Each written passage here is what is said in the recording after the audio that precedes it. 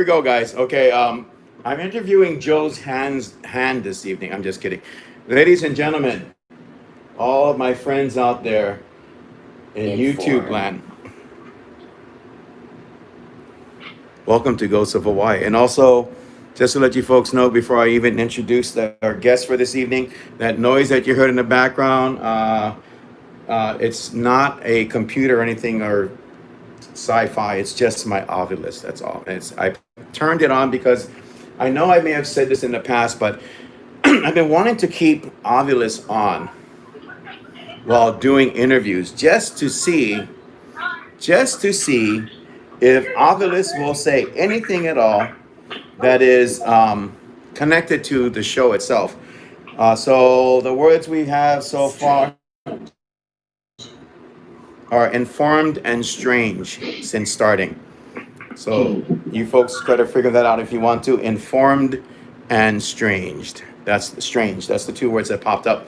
Anyway, folks, good to see you all. It's very interesting that I'm doing this show on the 20th of January.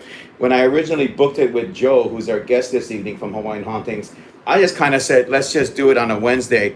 Forgot about the whole thing with the whole inauguration today. What a great day, though, huh? The changing of the guard, the peaceful transfer of power, and all of that stuff. So we did this on an interesting day. And the third word that came up, it's not even a word. It's actually the letter E. So we'll just go with that. And so tonight, as my guest, folks, as we have, hello to Toki for you. It's good to see you. Did it say ancient? Oh, agent. Okay. Tonight we have as our guest Joe Punohu. Of course, you probably know him by now. He is the founder of Hawaiian Hauntings and has also been in the field of the paranormal for a very long time. Brandon, it is good to see you. Thank you for stopping in, and everyone else that's coming into the room right now. Please make yourself comfortable. If you like, grab something to eat, get a snack, or whatever you else, settle down, and we will have a discussion about the paranormal and other interesting things this evening. We will briefly talk about the vaccination and everything else that's going on in the world with COVID to kind of like touch bases with the world today and everything else. And of course, everything that Joe would like to talk about is up for grabs as well. So it should be a very good night tonight. Thank you all again for being here. And I know it's been a while since I've done these shows. My apologies, guys. I just, when I take it said clock. I'm gonna turn this thing down because it's kind of loud. So let me turn down my Ovilus. I'll just look at it every once in a while. Yeah, okay, so because I'm not interviewing the Ovilus. Although that would be an interesting show to interview the Ovilus. That would be. I might have to wait for an answer when I ask questions and all that stuff. But anyway, guys, yeah, we got Joe here tonight, and we're going to talk about a whole bunch of different stuff, and then of course not only catch up to where we're at right now, but what will be happening in the future with Ghosts of Hawaii. And although I got to be honest before I have Joe come on and say stuff, Carla, it's so good to see you. Thank you for stopping in, my dear friend. I have to say right now that we're going to try and do things, of course. It's 2021, fresh start to a new year, but also, kind of limited in what you can and cannot do. I'm sure we're not the only people that are experiencing that as well. Jamie, my wonderful friend and great guest on the show. Good to see you, Jamie. Chatter with me afterwards, Jamie, and let's book a show and do some stuff as well. I'm slowly starting to get the groove back, guys. I was even wondering how I'm going to put together, the camera and all this other stuff, but we're ready to go.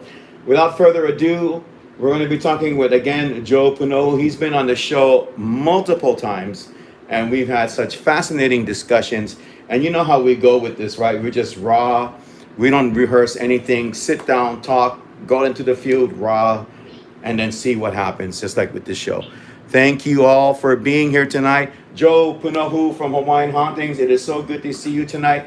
Let's play a little bit of catch up let's go back in time on the calendar to Halloween 2020 and then bring it up to speed. What's been going on, my friend?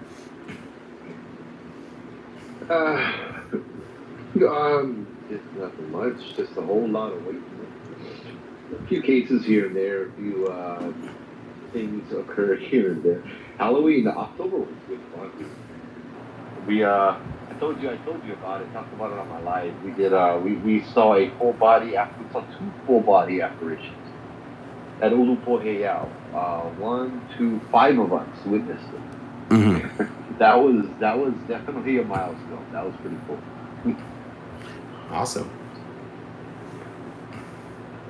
I remember that. It's like, it's funny because you look at Halloween this year, of course. So the biggest thing that we did, and we got to do that again, Joe. The biggest thing I think I did with you, and it was an incredible thing, but I got zapped from it, and I know I did a couple of talks on it, was when I got zapped at Aloha. That was just crazy. Oh, yeah. Going, I got zapped really bad. But talk about ghosts and powerful presence and things that affect you and drains you and alters your perception a bit. So that was the big deal for me that month. That and trying to do some shows afterwards, which was very hard because of the incident at Aloha. It was just hard to put things together. And I think, to be honest with you, I'm still kind of going through some of that, even to this day. That was the first week in October. That was the first week in October, my friend, up at Old Pali, the real Old Pali Road, guys, the real thing, the real deal. We went.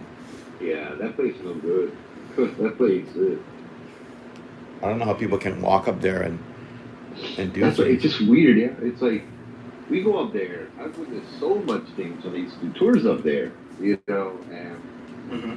here are these random people jogging down the pitch black road with their little flashlight and their dogs.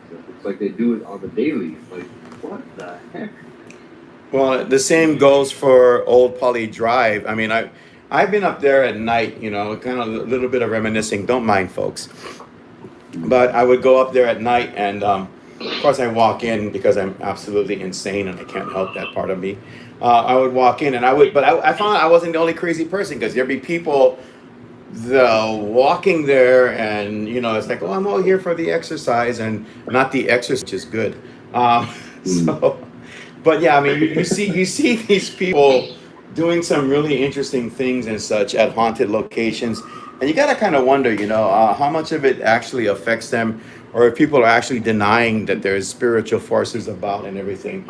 But yeah, that was probably my last big thing that I did, and then I, of course, came on YouTube and said I'm going to go on break, hiatus, and all that good stuff, which I kind of more or less kept myself going with that until recently. I just feel a need to talk about stuff. So you said you were working on some cases. What was going on with you? Or can you not share them? Anything you can share is good. If you can't, that's fine. Well, just some bad ones, not bad and supernatural, but it's like a lot of the cases have been based around the theme of me helping somebody help themselves through their paranormal situation. Mm-hmm. And when they don't, they die.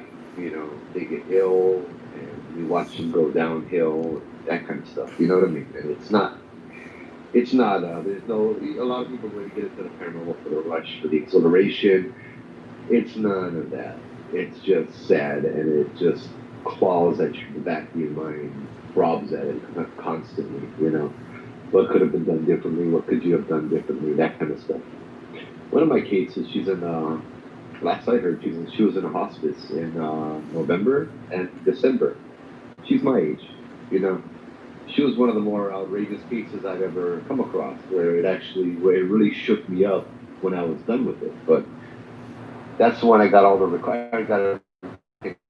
recording. But yeah, it's just kind of wish she did more to help them,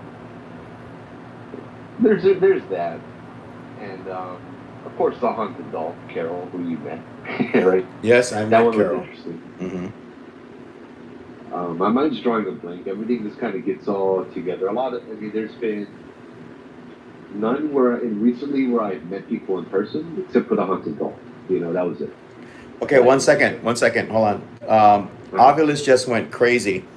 Of course, I turned off the volume on it. Ovilus just went crazy and lit up. And it said two words that are kind of, might be connected. One definitely kind of weird. It said object and it said sip. Object could be anything like haunted object, doll, or anything. I'm not saying it isn't. It's been kind of going off here.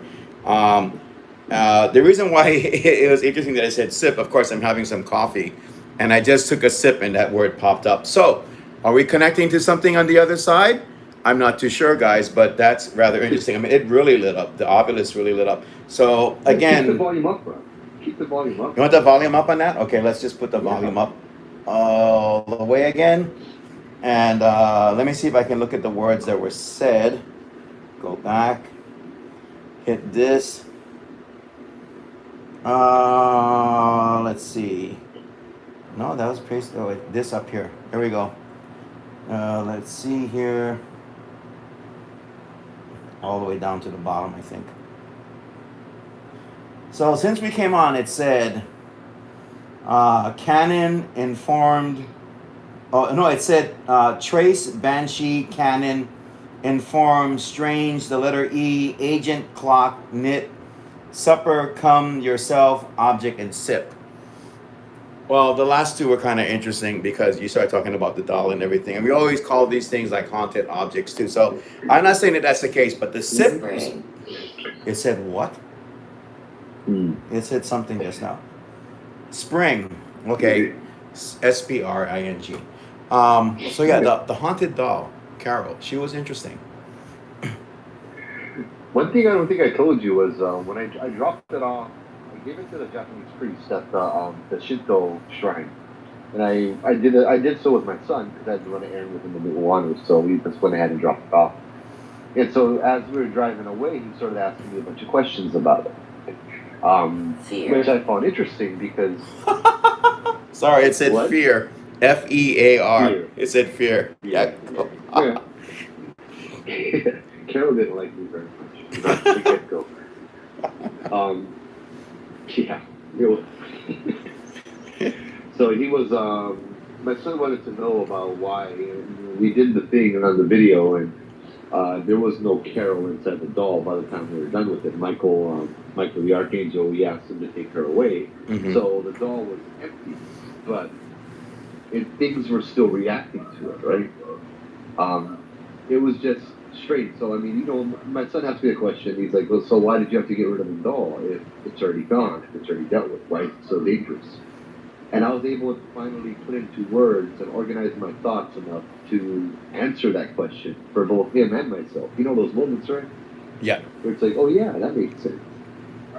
It's like, because Carol was a doll, or the entity that claimed to be Carol that wasn't really Carol, or a person, or, it was something a lot more sinister, and a lot more bad stuff that happened. I told him it's like Carol's gone, but the energy that was Carol still resides in the doll, and something else can come back into the doll, put that energy on, like a trench coat, like a mantle, like like that, and become Carol all over again. Mm-hmm. That's why the doll had to be burned and disposed of, or however the police did it, Oh, it just said Legion.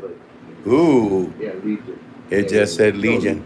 Yeah, sorry, I had to. Everything else didn't make sense, but Legion, I just had to stop and say, okay, continue, my friend.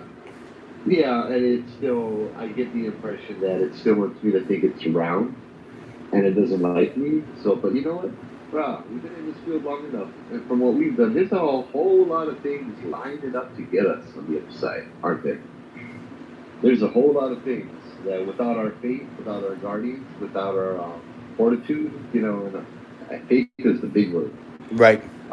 These things will get us. Mm-hmm.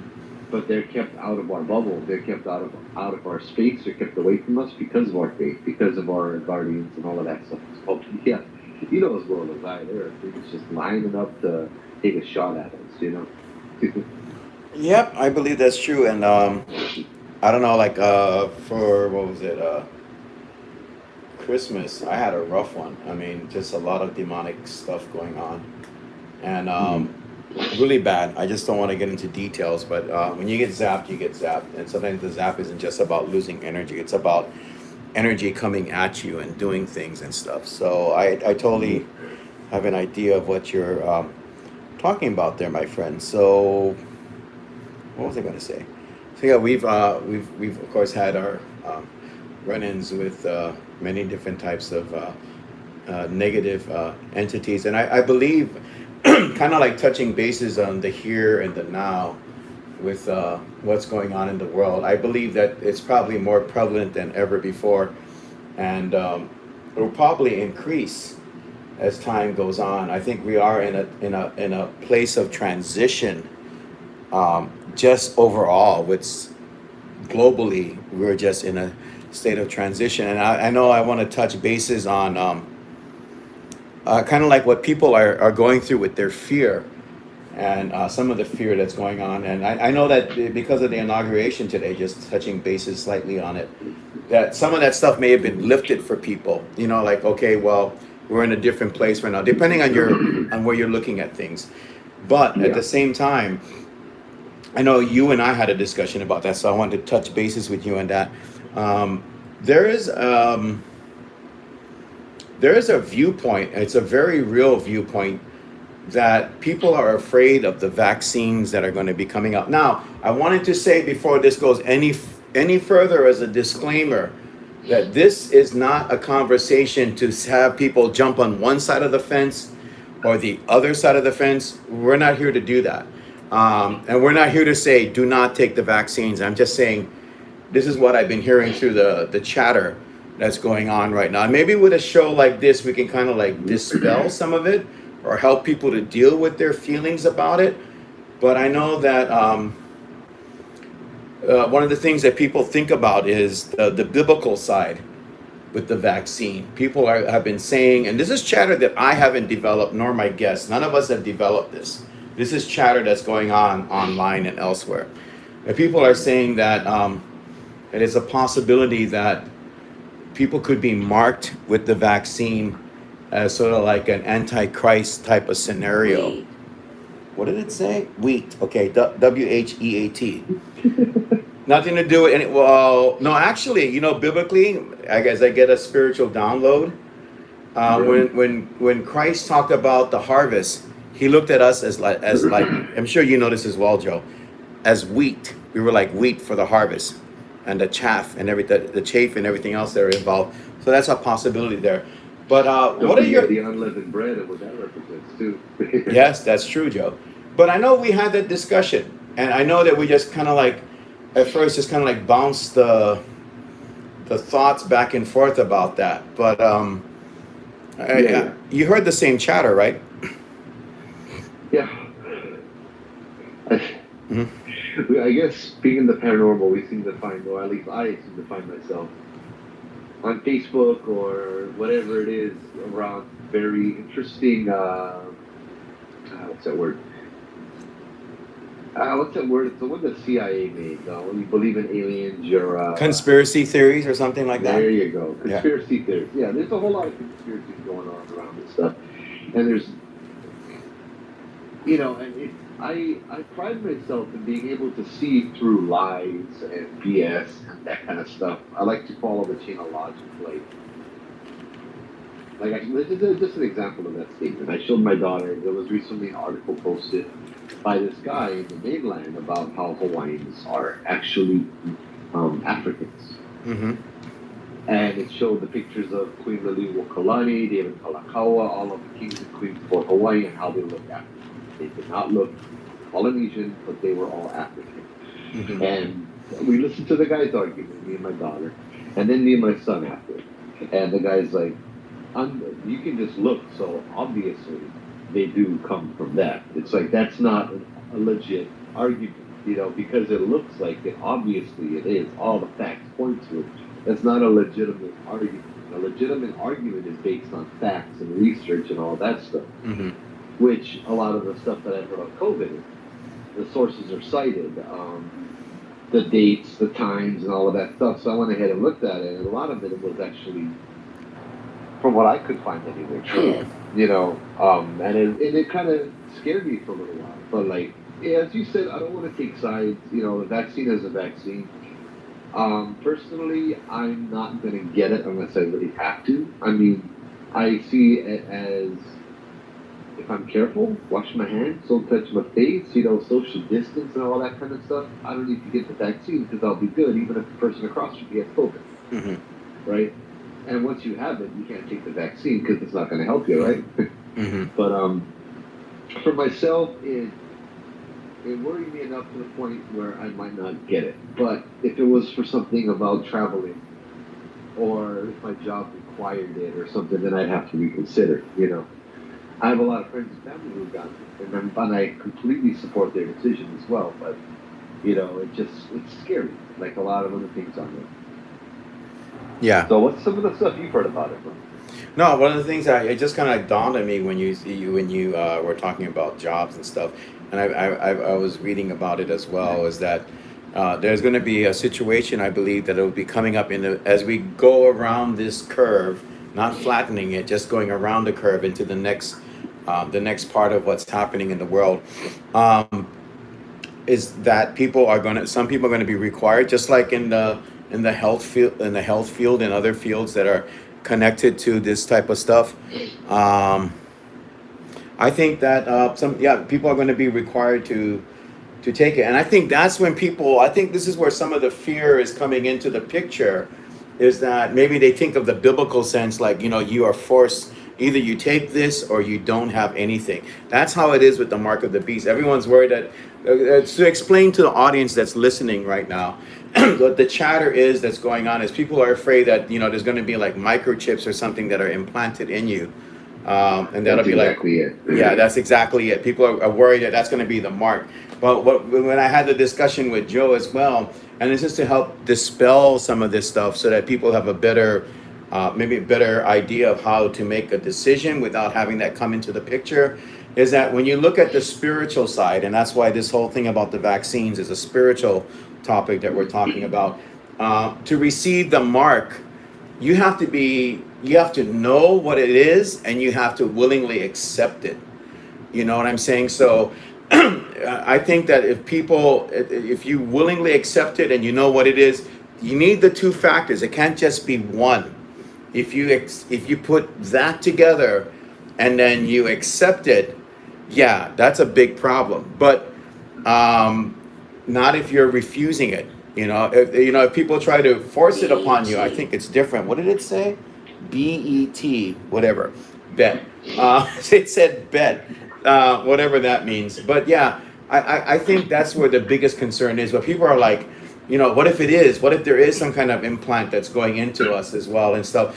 Again, I think it's knowing and accepting. You have to put the two things together. If you look at it biblically, that's what it said. You know it's the mark, you know what it's for, and you accept it.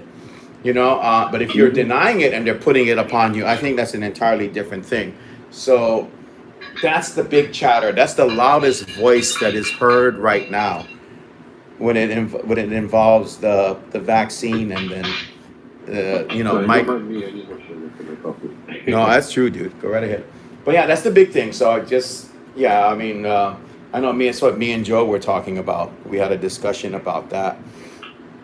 So that's kind of like where it mostly is at. I think the other part is, I think people just don't like having things imposed upon them. It's not just a vaccine; it's anything in general.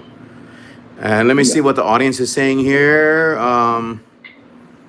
K Dog, good to see you. Catching up on the audience. K Dog, I'm sorry to hear about your mom passing away.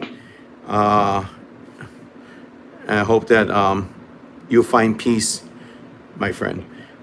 And Jamie says, I agree, the activity is up. I think people's energy, fear, and hate are feeding it, among other things. And yeah, it's just a big abyss of and whatever sucks things into it, with the purpose of the abyss and affecting us and stuff. But what's your thoughts about what Jamie just said? Because I know that's a direct hit.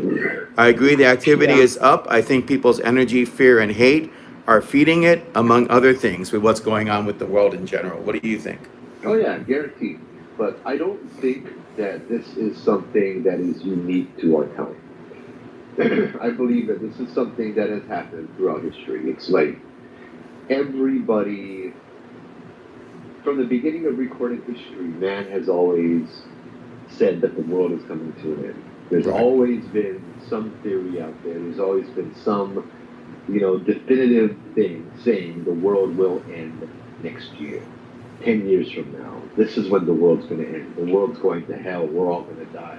This has been going on since civilization. Our path is this is different. However, it's the same, but it's different because this happened in smaller communities. Now, what's happening now is on a bigger community. It's like what Jamie said. It's collective conscious is a huge thing that so many people underestimate. You know, um,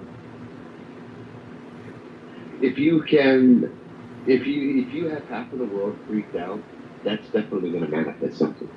You know, it's just how it's going to work.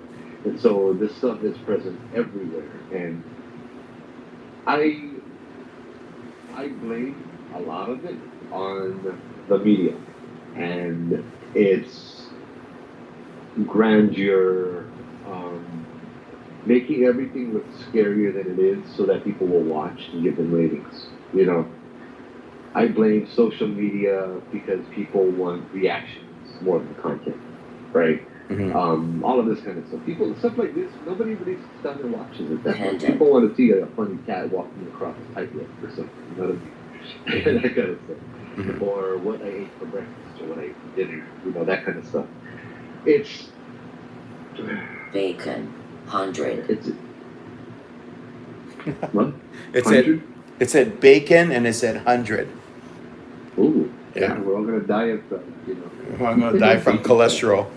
100. Oh, jeez. No, But I hear yeah, you. I think it's the mass consciousness of people, and because we're all getting the same news in the U.S. pretty much, and it's scary. But I mean, we're people, we're humankind. It's gonna pass. We're gonna rise over it because we always do. You know, we're gonna rise above it. We're gonna weed out the bad. We're gonna weed out the bad ones, and we're gonna continue on life as normal, right? Or so we hope. I have faith in that. Yeah, and I know that, and K Dog again. My condolences. I'm reading what K Dog is saying about a funeral for his mom, and the part that interesting me is not interesting me, but is so on point is where he says, 2021 definitely not looking good. Well, which is true. I mean, we're not. I'm not going to touch. This is not a politically based show in any way, shape, or form, and we will talk about how people are affected because spirituality is a very strong thing in each and every one of us, whether we're rejecting it or accepting it. But of course, a couple weeks ago, we had the riots at the state capitol, and so I mean, it's a strange time. I mean, people. I think we're getting to the point where since one year is going so bad, our expectations for things to get better when the new year starts to really kick in, and of course, it's not going to be that way always. I also think that we are living in a time. We are living in a time also where we're challenged. That's it. More, the COVID came out of nowhere. Basically, we had an idea of what was going on in China and everything else, but it literally just, and it's because of the way we approached it or the lack of. It just kind of like it just slammed into everybody, and we're living in a practically sci-fi type scenario or a really bad, scary movie type thing. So yeah, in some ways we are challenged, but like what Joel just said, Cannot. we're gonna find a way to get through it, and it just said cannot. I don't know what that means. I know you folks here. Only time I tell you anything about ovulism is if it connects. Cannot. I don't know what that Yeah. means. But yeah, Joe, I agree. To hush. Yeah, I agree with you, Joe, and I believe social media is also fanning the flames. Fanning the flames on everything. So it's just crazy. Yeah, Yeah. but that's just it's when it comes down to the base part. The very bottom of social media is two of the deadly sins: greed and pride. Everybody wants everyone to look at me. Everybody wants to be TikTok famous and make money, Mhm. YouTube famous and make money, Facebook famous and make money. All of that stuff, right? It boils down to two of the deadly sins. You know, I do Facebook lives once a week, and how I try to moderate it is, Modern. I don't. It's not monetized, and it never will be. And I only do it once a week, and it's not my whole life. It's an hour of a week. Mhm. That's how I moderate it. So, these things are not too bad, but in excess they are. Lamb. The seven deadly sins and all that. Yeah. But yeah, it's scary times. You want to know some of the stuff I read up on the vaccine Um, that what we've discussed before? what was that? Well, Bill Clinton, not Bill Clinton, Bill Gates, and all of that stuff. You want to talk Oh about that? yeah. Oh, that part, Joe, and I'm glad we're talking a bit about that too. And trust me, we do these shows about ghosts and terrifying things and all that too. Threat. But I also it said threat just now, THREAT, threat. When we talked about what you just said, is there a connection? I love running my Oculus. So yeah, I mean, what we're talking about with Bill Gates and a whole bunch of things that I can't really just go into right now, but YouTube and the internet and everything else, and it's not basically YouTube's fault because there's an audience for this stuff. So people are content creators that are going to generate this, but there's a lot of stuff about all these different types of conspiracy theories, cabals, and everything else. You name it, it's out there for people to read and stuff. And that's how people get affected overall. I mean, just look at what's going on with the world right now. People say one thing, they jump on it, they latch onto it, they react to it. But yeah, and the thing with Bill Gates and what they were talking about when he said that the way to reestablishes the world is to bring the numbers of the population down and all that. I mean, this is stuff that's been going on for years, and Yeah. every once in a And while he I said do that tune in. What's that? he said if you develop a good vaccine, that could kill off a huge percentage of the population. Hmm. These are the words that came out of his mouth. Yeah. So And then he had his hand in developing the vaccine, supposedly, right? I yeah, mean, he's also a multi-billionaire, so he's throwing his money at the problem as a humanitarian too, right? So there's two sides of the coin. He has the money, he's throwing all the money at them to help the people to get the research done and speed it along with that. But of course, conspiracy theorists will see he's paying for it because he has ulterior motives. He wants to kill off 30% of the world's population and blah blah blah blah blah, and that kind of stuff. yeah. I mean, there's so many. This is actually the real fine tuning. The chatter has been out there. I keep using that word, but the discussion has been out there for a long time. But it started getting tweaked and fine tuned more or less in the 1990s Twist. when I don't know why it said twist. Twist. Tweaked. Yeah, Fine-tuned, twist. About these terrible groups of people. Let's call them groups of people that have an agenda, and it really is what it comes down to. It is jumping down that rabbit hole and seeing where you land when you read all of this stuff as you're going down and picking out all these data and other types of scenarios, and it's either a rabbit hole or something scary waiting for you in that rabbit hole. I just Yeah. For now I just say it's a rabbit hole, and I try not to get too caught up with that. It just said prayer. I try not to get too caught up in it, but people will have these talks. People will fall on whatever side of the fence that they choose. But I honestly think I just wanted to say something real quick here. Telepathy, whatever that means. What I wanted to say is that, I think that we need to come together when it comes to the vaccine somehow, because there's not at the moment, there's no plan B. There really isn't. And the scary part is, for people that have been watching the news, there's variants now. There's 4 different variants. The first one came out of the UK. Other parts of the world had started to get variants where there's a more contagious type of COVID.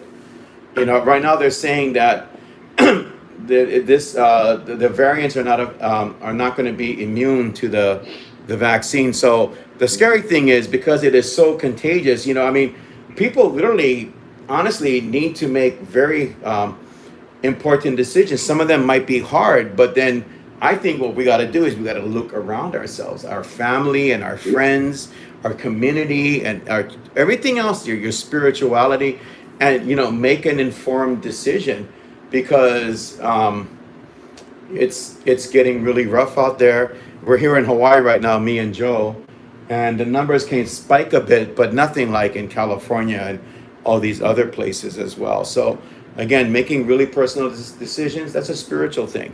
Thinking about how it can affect the world and us in general. Yeah, like Joe said, we're in a whole different place now, and we're thinking in different ways. So, but yeah, Joe, well, what do you think about where we're going to go in the future? What do you think about that? I think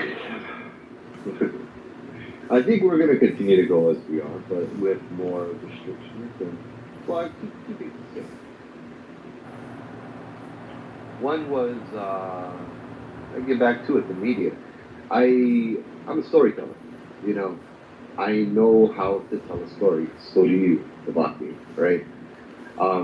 We can make people laugh. We can make people cry. We can make Release. people scared to, turn the lights off when they go home. Hmm. Just depends on what story you tell and how you tell it, right? That kind of stuff. It's a Yes. gift. But because of this, I watch the news and I see that them using the same techniques. They're not reporting, they're telling the story. The subliminal messaging is everywhere. When they're talking about COVID, they show clips of people coughing at a salad bar. They show people rubbing their nose and putting it on their hands, and then they show a picture. Even the reporter in the back of the reporter, there's a screen saver with the virus bouncing around in the back. It's all supposed to tell us we're supposed to be scared. We're supposed to be paranoid. And it has nothing to do with it. They're just talking about it. And if they show pictures, just don't tell me. I never liked the news because I like to draw my own conclusions, and I don't like to be led to believe what we want me to believe. You know. But if you look at it historically, it's always the news is there to tell you what to be afraid of.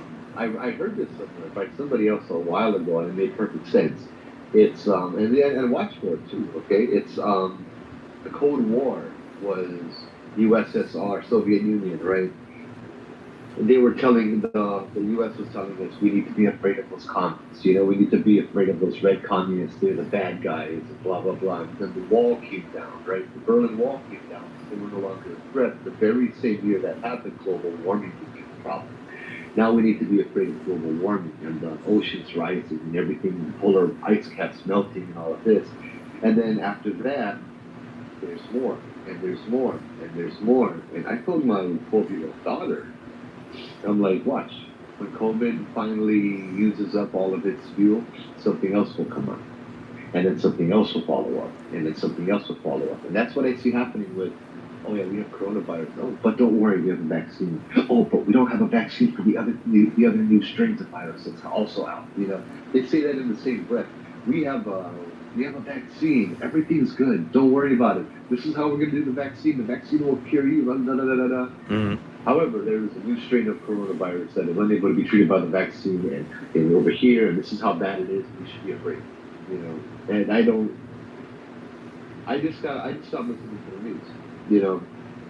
I just stopped listening to the news. It's just if I need to hear it, I need to hear it. But when I watch the news, it's like watching 20 minutes of the news and jumping on my computer and researching for the next hour about what I just heard on the news, right? Hmm. Like it's how they want to paint the picture. Like the rioting in DC, that was horrible.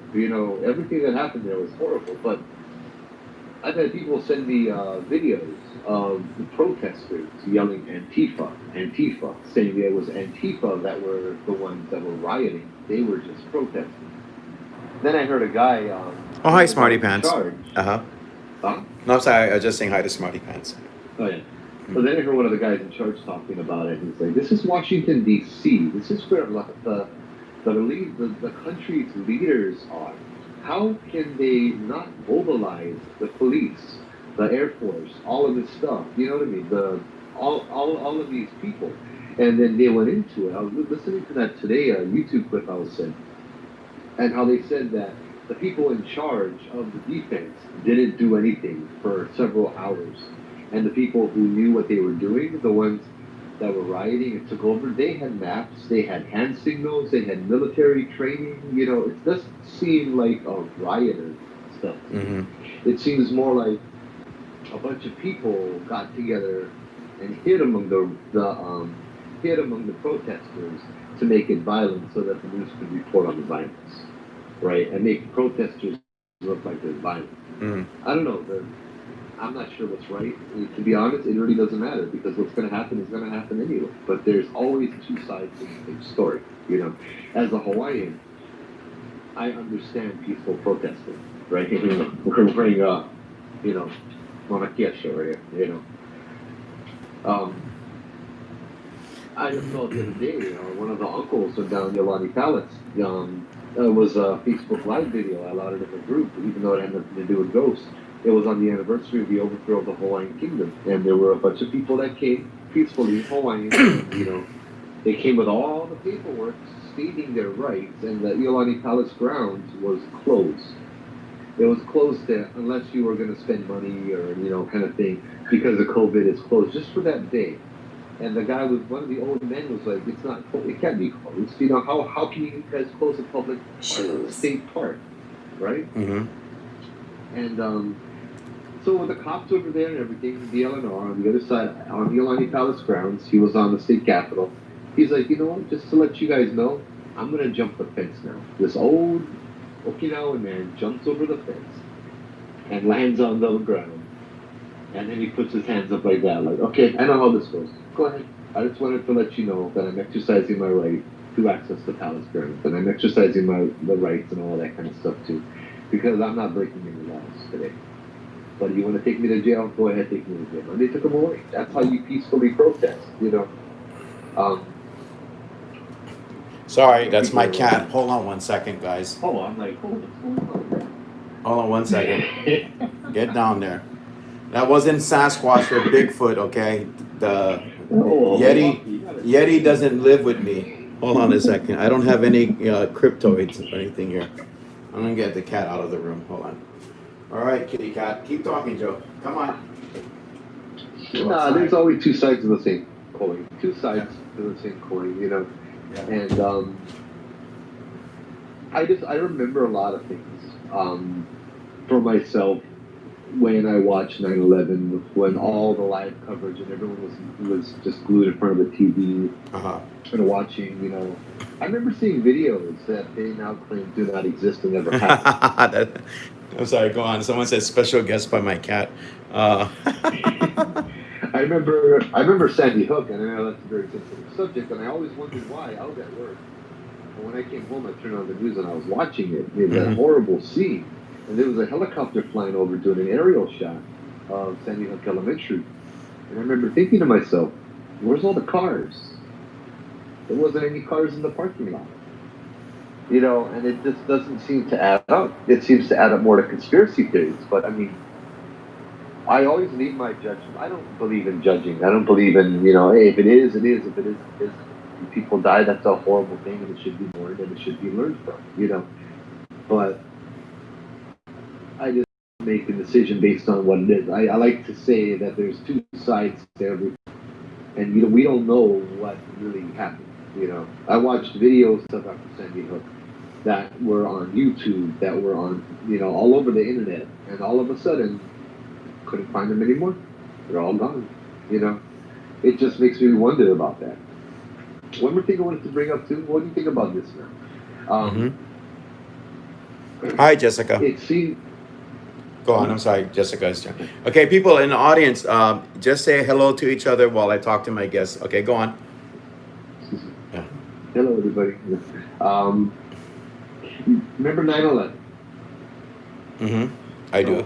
I remember thinking when 9/11 happened and all the aftermath and everything else, as life got harder and harder and the laws became more enforced and stricter and stricter, and basically that's when we started losing a lot of our rights.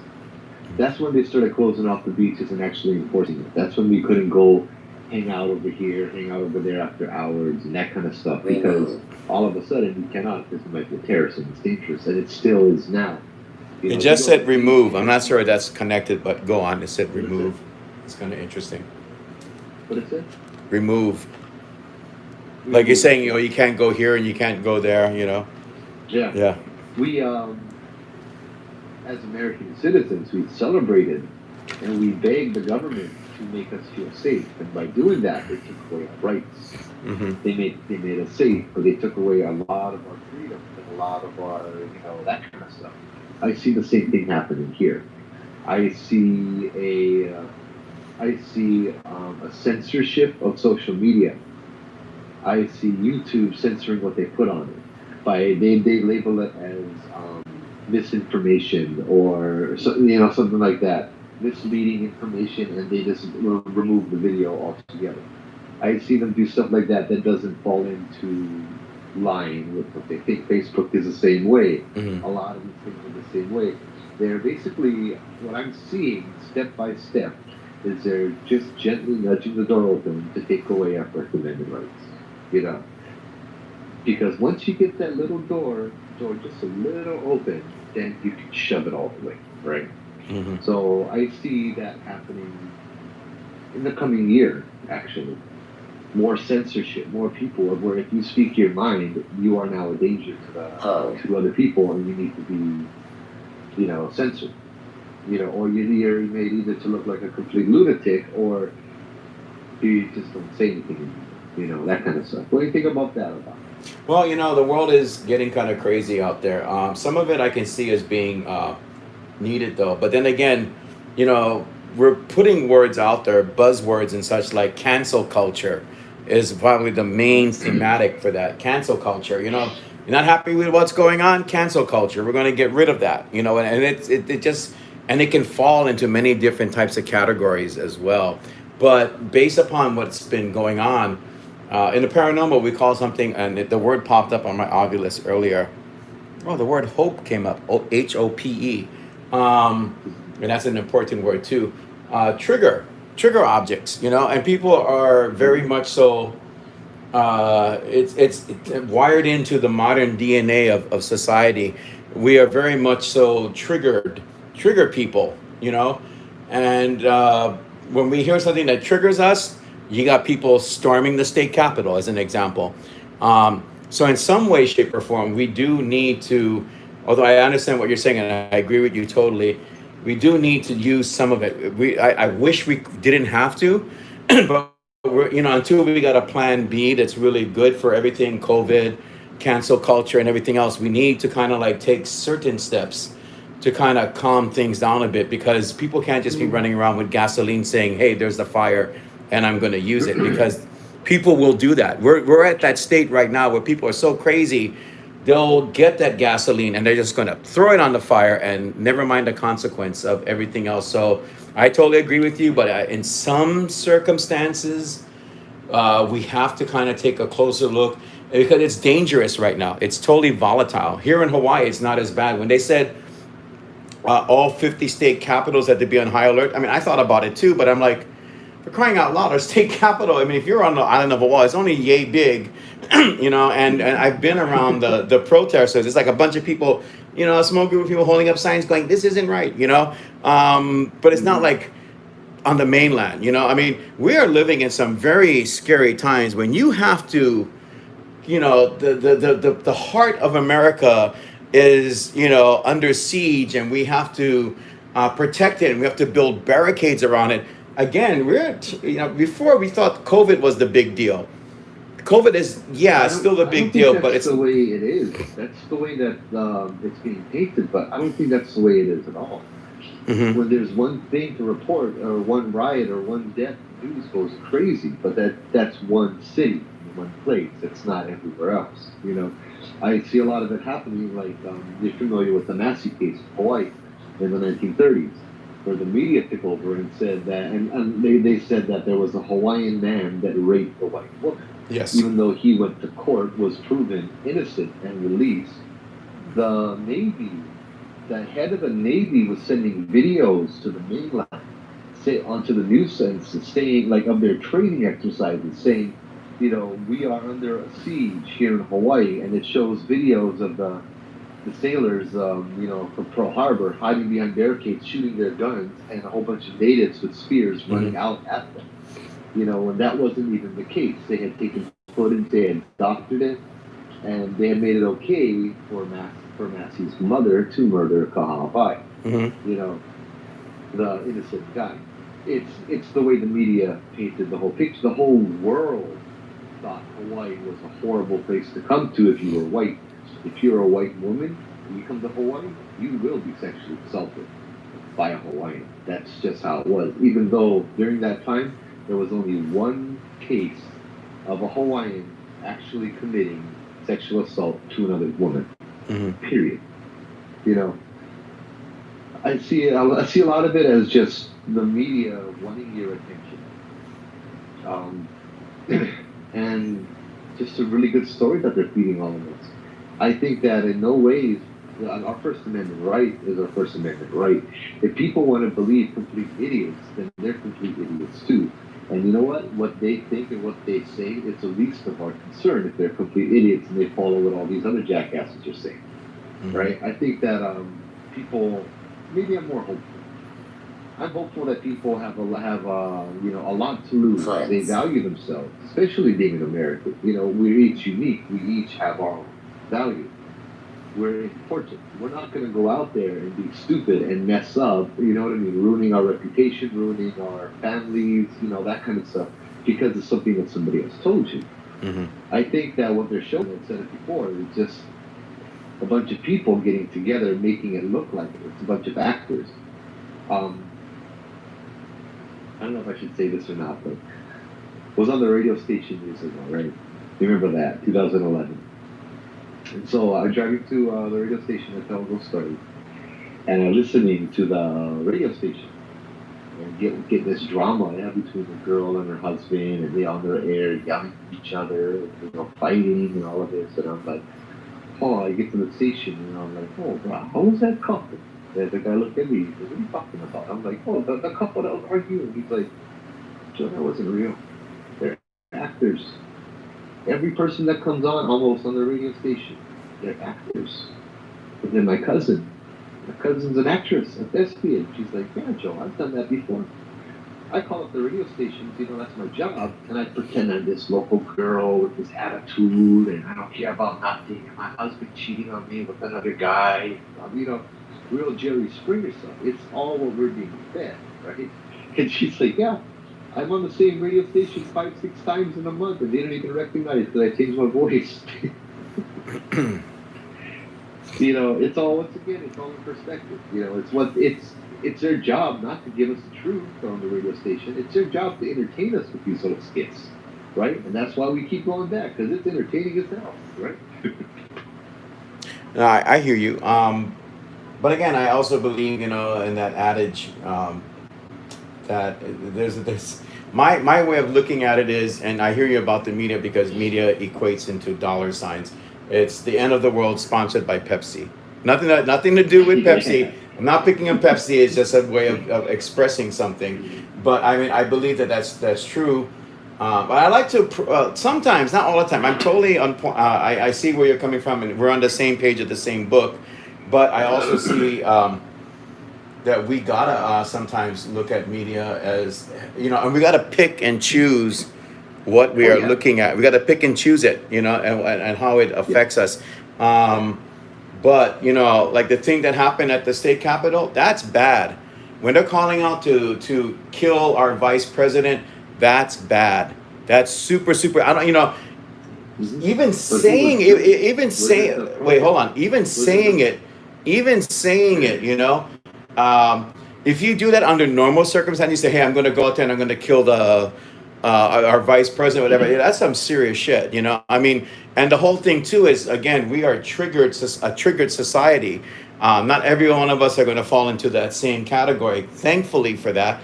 And I agree about the media rejoicing over some of this stuff because, again, it equates into dollar signs. And unfortunately, that's how things are done in today's world. We no longer have the Walter Cronkites of the world doing things the way it once was. Mm-hmm. But at the same time, we're triggered.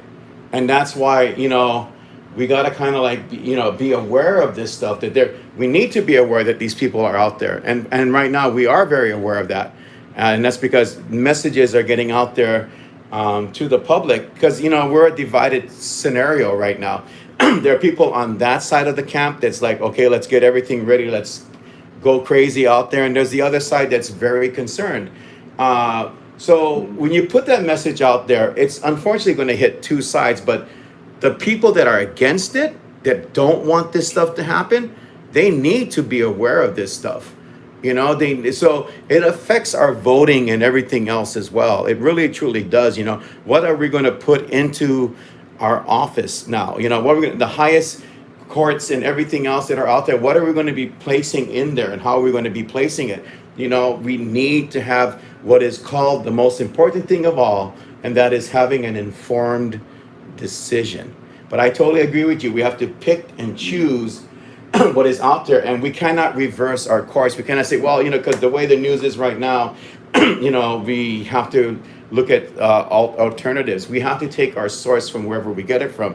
Of course, the internet as well is a crazy place. Everything is a jungle now. What's prowling is what we really need to be watching out for within these environments. So I totally agree with you. But at the same time, I think we really need to have an awareness of some type. Unfortunately, people are going to make money off of that. But unfortunately as well, if you take out this, what we're talking about right now, we are also a business-minded entity when it comes to the internet overall. People are going to try and make money out of misery or anything else. Give a real good example real quick. Robocalls. I feel bad for people who fall for that crap, because there are people out there that are out there trying to do it. So when we look at this situation, we got to put it all into the picture. You know what I'm saying? Everything needs to be. I love those guys. The robocallers, yeah. Unfortunately, I mean, fortunately for me, that's been kind of slowing down. But I know people go through that, and it's just a terrible thing that we have to go through it as well. So, but yeah, there's so much. It's just it's the think tank. Can we take it apart or not? I don't know. But I'll tell you something real quick here before moving on to stuff. During the speech today, during the presidential inauguration, there was this student that came out there and spoke about the way the world is right now and where we're moving and stuff. And I think we have to really inspire, and I know you're a parent, we need to inspire the upcoming generations to learn from our mistakes. It's an embarrassment to see what prior generations have done. It's really an embarrassment, and not all of them are involved. But to see the representation of our generations portraying things in this way, it's terrible. It's just absolutely terrible. And I think we cannot dumb it down. We cannot give it a label. If someone says something crazy, I'm not going to name names, but if someone says something crazy and go out there and do this and people do it, that's just crazy. I've never, I've been around planet Earth long enough to see that difference. We never were like this before, and because of the generations and the differences and stuff, we should be able to inspire the upcoming generation saying, hey, you know what? It wasn't like this before. It was not like this. So that's what I wanted to add to it. Some of us do. Yeah, some of us do. I know you're a good parent, dude. So yeah, definitely. We still do, bro. Yeah. We have the opportunity, and we both do. It's I like to teach my kids. I like to play devil's advocate. Oh, of course, yeah. I like to make them think, because there's always, as I said, two sides.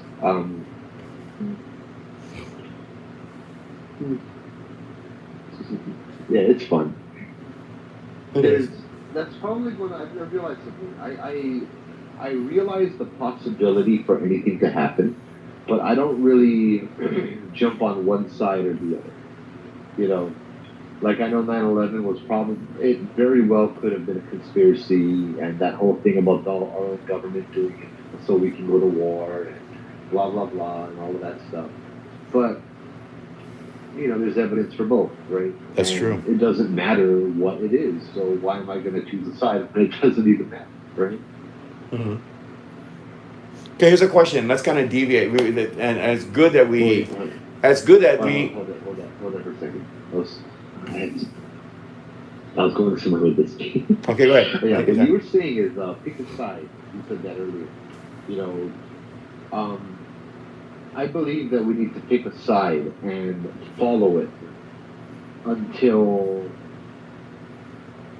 the truth is known, and lies are revealed, right? I will definitely pick that. And that's probably why I don't pick sides, because both sides are never fully revealed, right? True. You don't know what this is. You don't know what that is. You talk to people. I talked to people who said, I mean, I voted for Barack Obama. I love the guy when he ran for office.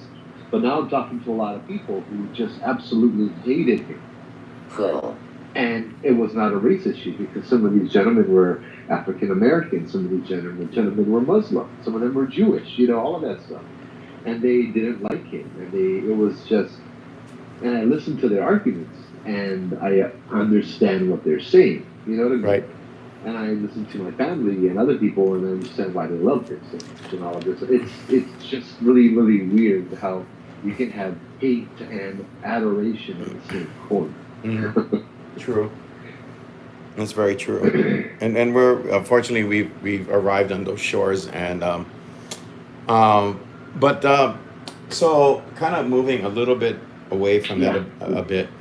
Yeah, let's go. Yeah, what I'm interested in finding out now, and with the work that we do in the paranormal, I've always tried to look at scenarios that take place based upon what's going on. Is a real simplified example.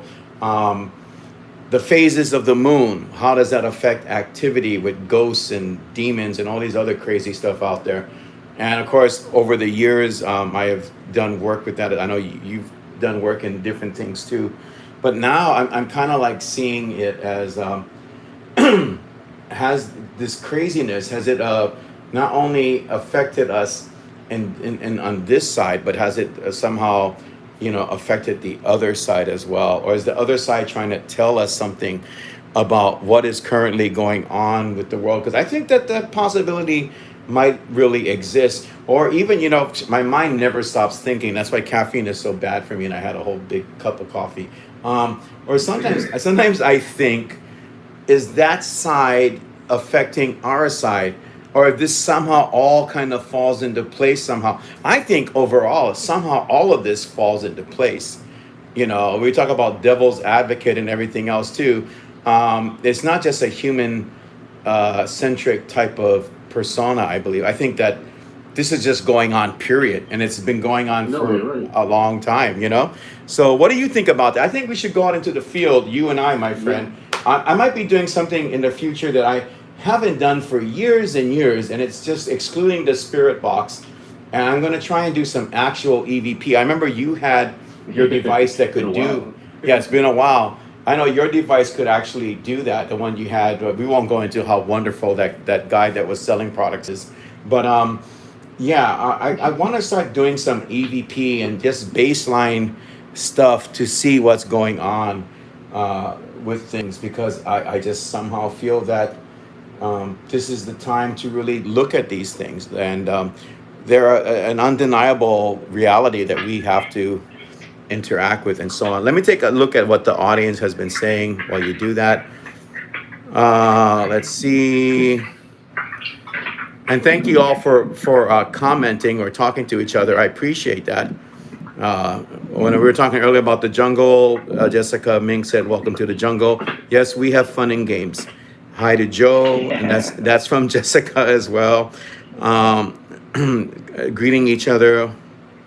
And I'm sorry to hear about your mom, Carla. Blessings to your mom. Yeah. Rini, good to see you. Thank you for being here. Let's see what else is going on here. Well, it's true what Carla says here. You never know what God has in store for you and your family, but you all just do the best you can and try to love your life. And that's overall, I believe that. Brad, thank you for stopping by. Hello to you, my friend.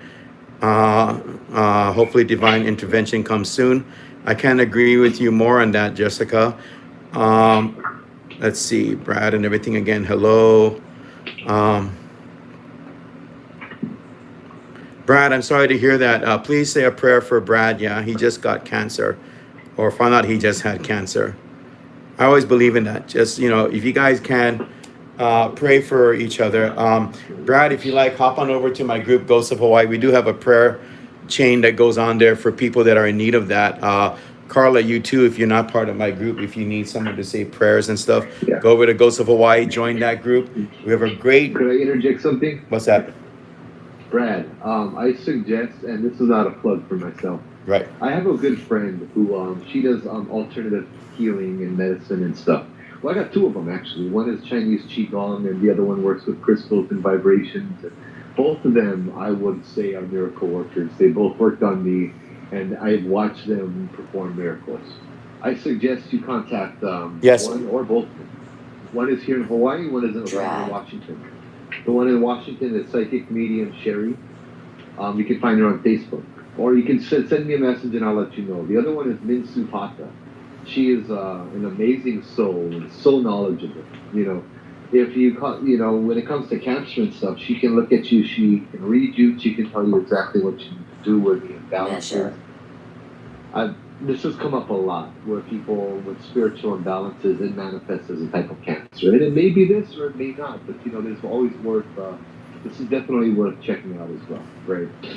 Yeah, take it all in. Yeah, some kind of spiritual imbalance or something going on, or some unfinished business you need to go check either of them out. Psychic medium sharing, or Minsu Pata. Yeah, send me a message, Joe Punohu, on Facebook, and I can send you the links if you need to. Okay.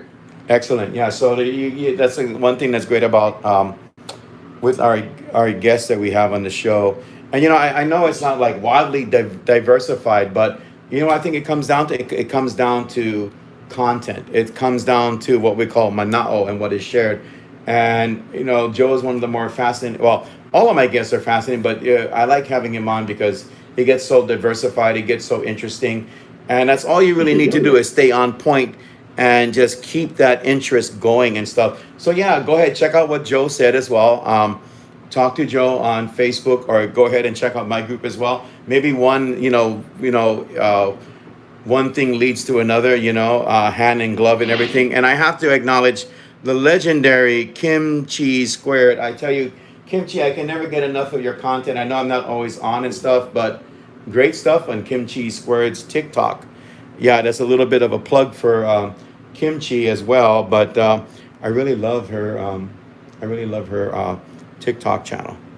Of course, you're welcome, Kimchi. To me, you're legendary right now. You are legendary, my friend. Keep up what you're doing. You have a message to share. We're living in the age, and that's why we have shows like this to share messages. That's what it's all about. But let's just keep it on the upbeat, because it's really dangerous to go into different directions and stuff. I'm just saying overall to everybody out there, let's just keep it really positive. It's not a good time to light a match. To put it to you that way. It's not a good time to light a match. Oh, it's okay, Carla. That's fine. Kimchi is also, I believe, on Facebook if she wants to share her information. Kimchi, please feel free to do that as well. But yeah, so getting back to the whole thing about, because of the atmosphere and everything that's going on right now with the world and everything, I think it takes, it should merit at least a look into things. I'm planning on getting a really good microphone, a recorder in the next few weeks, but I'm going to be using basic stuff right now. I might switch between Ovilus and my SB and everything else, but I really want to go into the more traditional side. I want to start doing actual recordings. You have to be a mod to share a website, my friend. Well, I don't know what that means, Carla, but okay.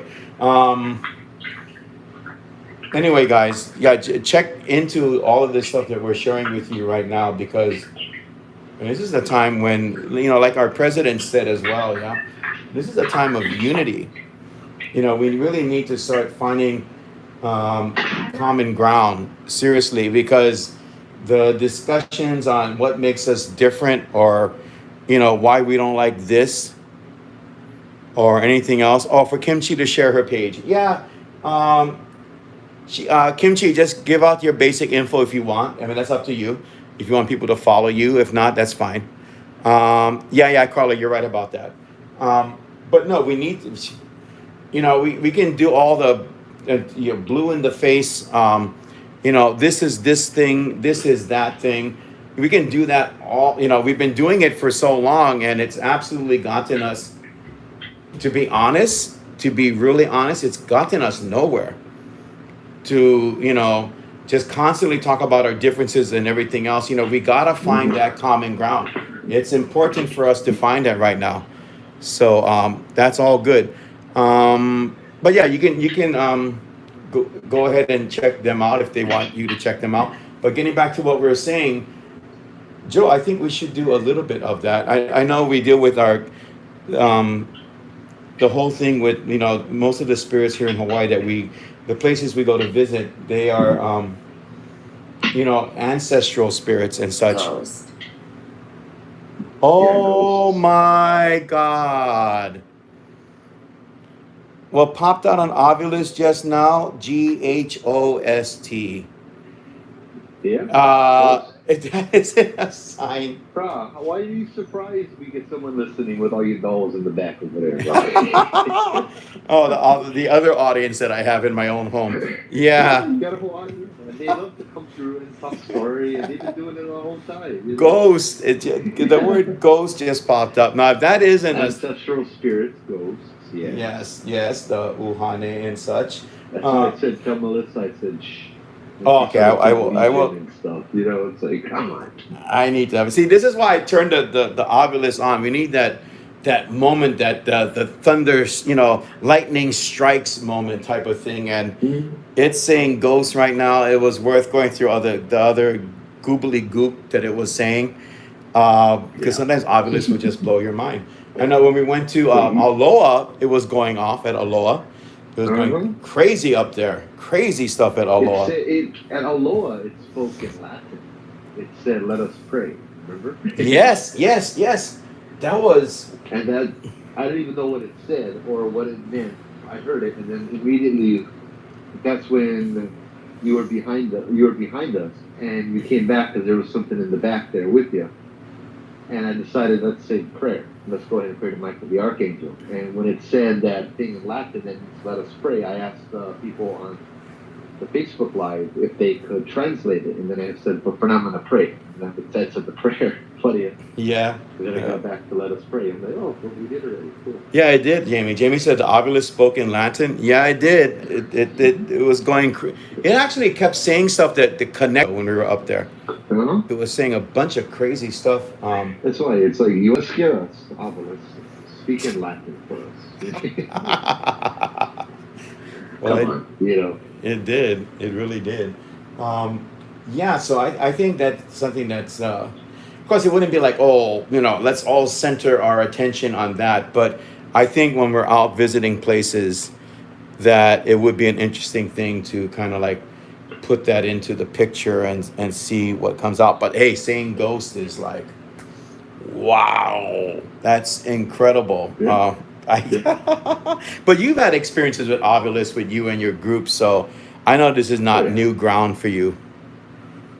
It's a very interesting device for them to use to communicate with you. And so when they communicate with you, it's cool. So I'm like, oh, cool, thank you. Oh yeah, Jamie said, and you're correct, Jamie. With that, that's how it communicates. I think it has a loaded word base, and Latin is not in it. Yeah, there you go.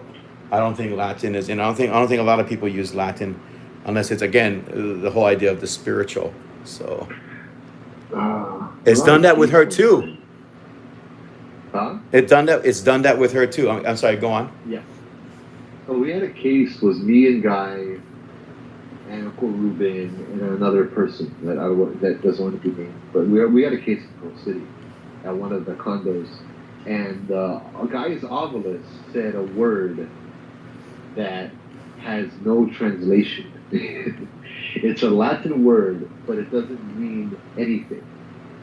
It means 7 and blood or something like that, if you were to take the translation literally and try to make something out of it, but the word means nothing at all. I forget what it is. Guys should do it.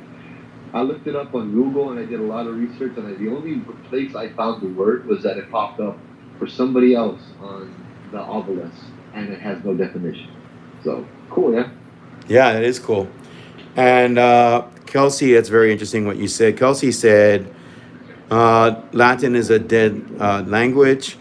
Brad Craig said, Jamie, I believe in the spiritual world. I see and hear the dead. That's interesting too. Brad, if you'd like to give a shout out, or maybe if you'd like to be on the show, let me know. Um, and Jamie said, "Yep, one time in Chaos Legion." I guess referencing the whole thing with Latin. Kelsey says, "But how can it be dead if Latin is used extensively in the medical field?" I think it just falls into that category for that specific reason. Maybe Kelsey, I'm not sure. Aristocat, all the way from Facebook. Hello, hello. Aristocat, Yeah, okay. Aristocat, wonderful friend, very blessed heart she has. But yeah, this stuff, like what you said as well. This, I mean, that's the thing about the paranormal. You get your moments. Sometimes you're out in the field for hours and hours and hours. Trust me, it's not like what they show you on TV. Maybe they do have one of those nights where it's just completely active, but not every single time. Most of the time, I believe the reality is you go to a place like me and Joe, and we just sit it out, wait it out, see what's going on, and then something does happen. Yeah, the ghosts want to talk. They want to make themselves known, and they will. By the way, I think me and Joe can both say we've been startled out there. But yeah, they will let themselves be known to you, and so let's see what happens. I mean, we can interject that into our work. That unfortunately right now is sporadic, isn't it, Joe? Jacket. Jacket, yeah, you got to wear a jacket when you go out. It's kind of sporadic right now for us, right? It's sporadic for us, Yeah. Joe.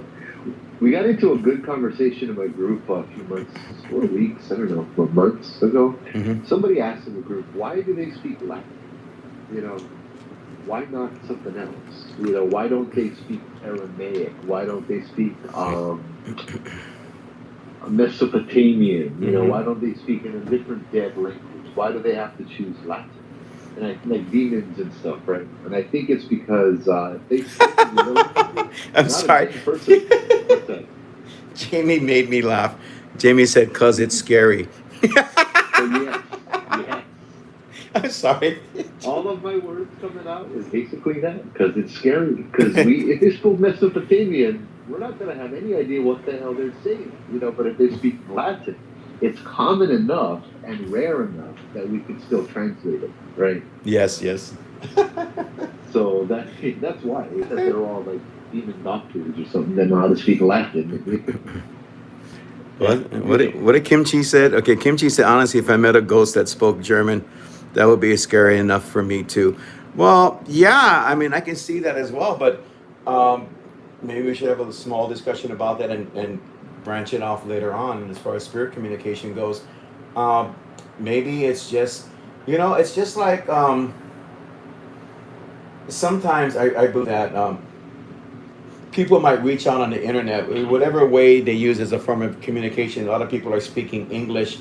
Like say, like we're doing a show like this, and someone only speaks German pops in, and they want to say something, and they start typing in German, and they're trying their best to talk, but that's just who they are. That just makes them who they are as well. So why not, have something like German or something else happen as well?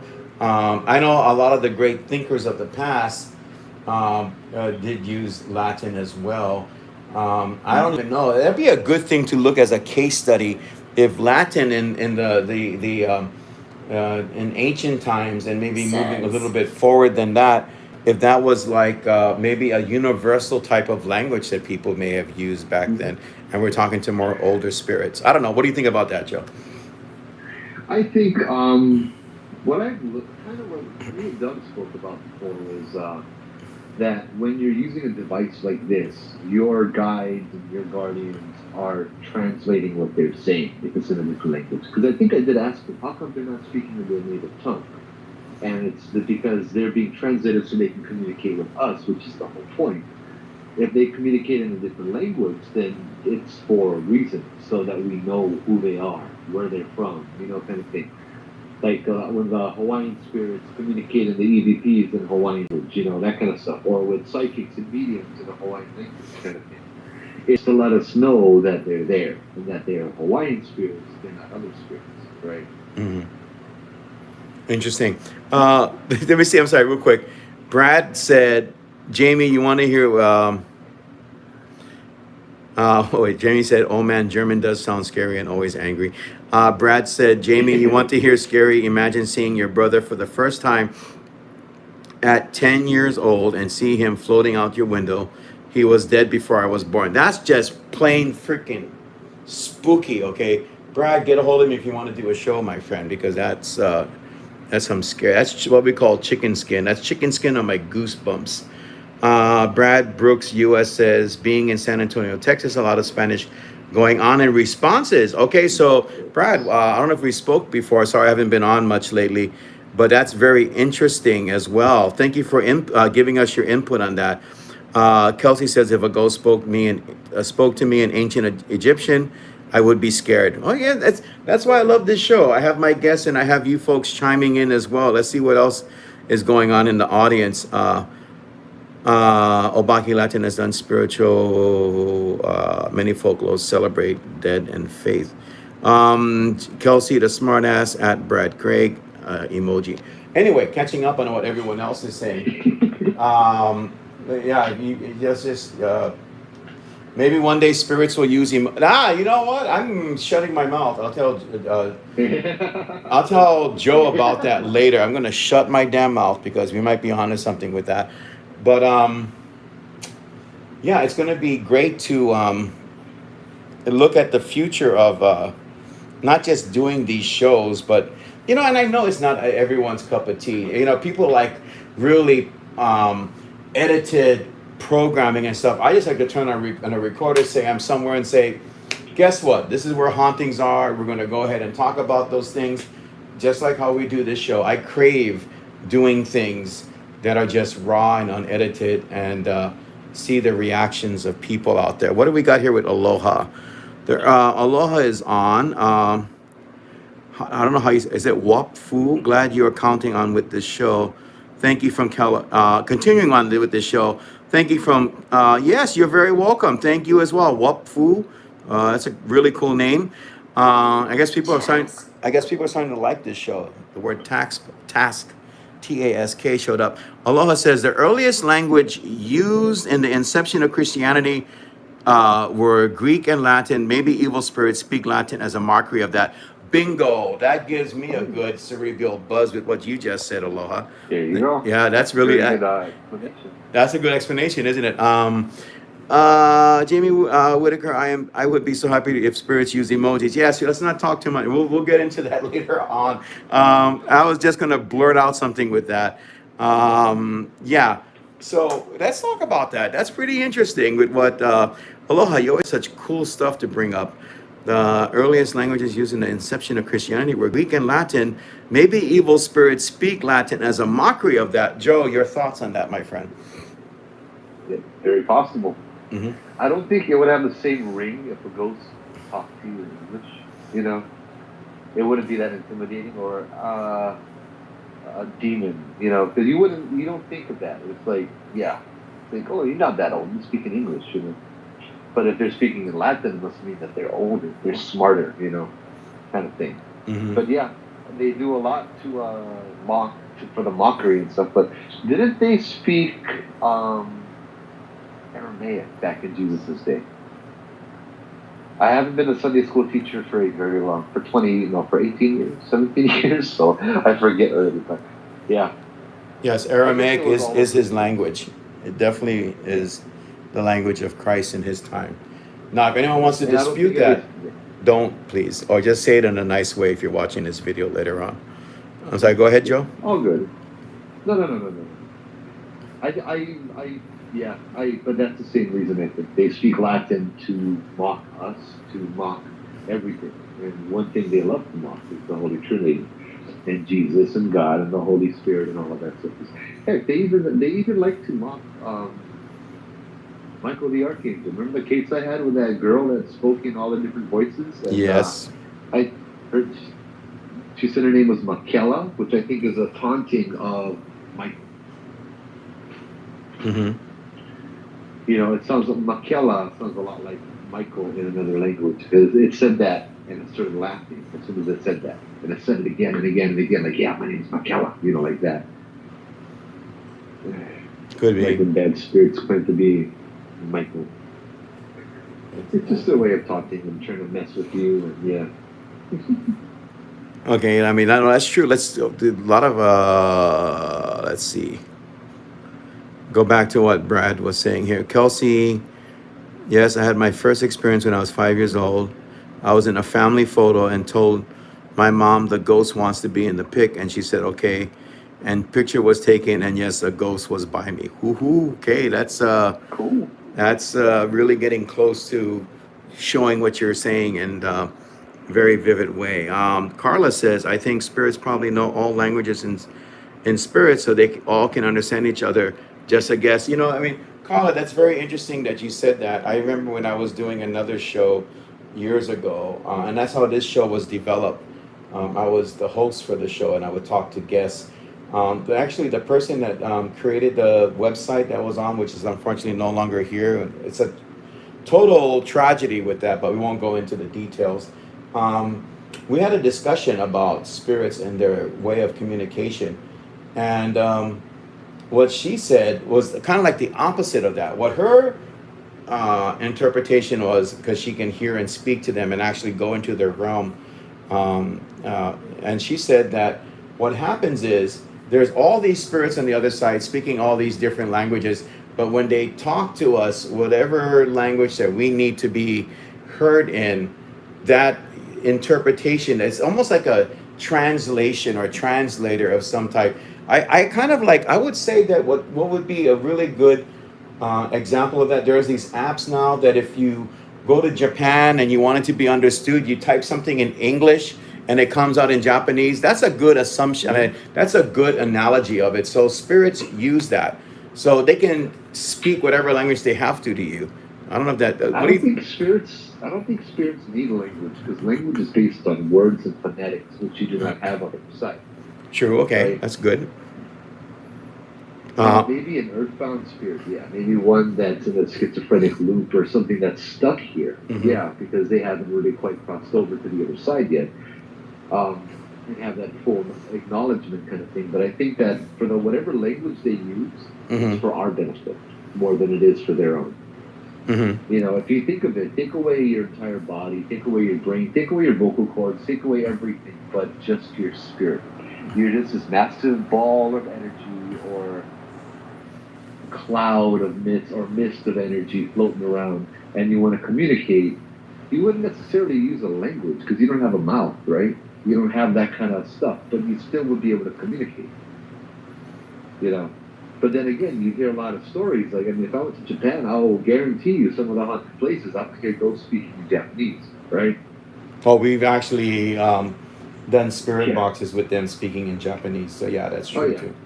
But And I yet, think and that's then more for stick to Japanese and not try to speak in English at all. So yeah. I yeah. think that's more of the earthbounds, the ones that haven't crossed over, or more of the repeated hauntings, where the energy is still left over, although the entity crossed over already. It still leaves an echo of itself here, you know. Yeah, and that's a fascinating thing I about could this be stuff. completely wrong, but that's No, that's my no, take no. on it. No, it's fine. That's the great thing of having discussions because all these ideas pop up, and we can all put it on the Yeah. table and see if it makes sense or, it's just one part of a much bigger idea. Kelsey the smartass. I think this. I love that name. I think that spirits Details. details. Okay, that's an interesting word. I'm gonna leave Ovilus on whenever we do these interviews. Yeah. I think that spirits in their native tongue, for example, if they spoke Greek, Russian, Hindi, Tamil, Japanese, Arabic when they died, that's the language they'll speak in the afterlife. Not sure.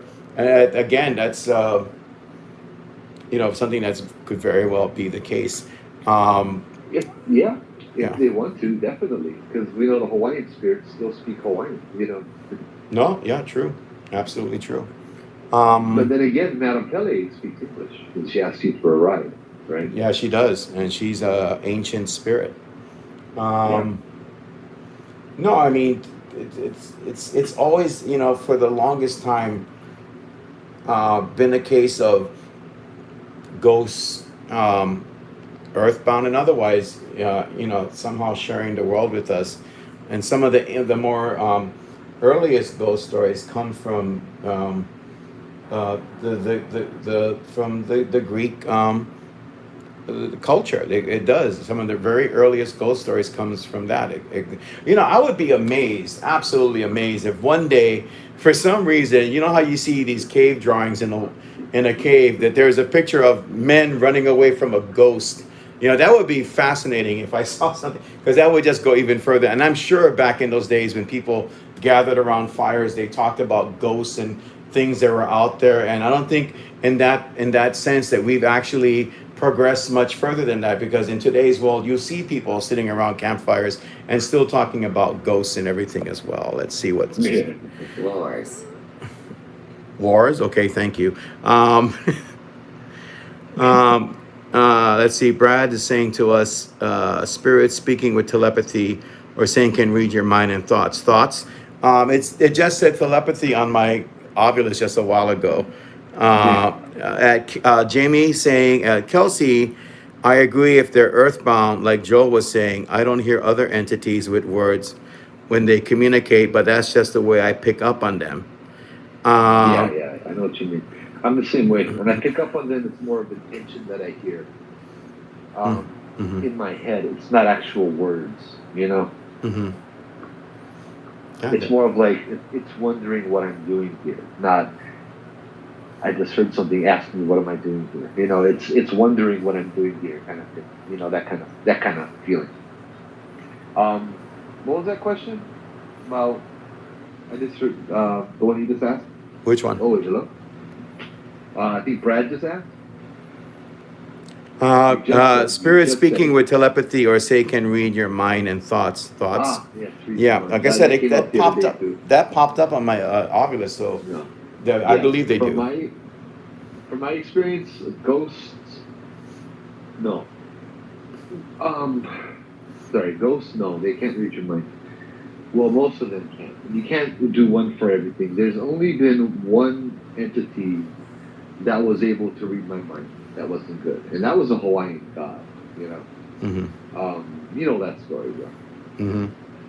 Yes.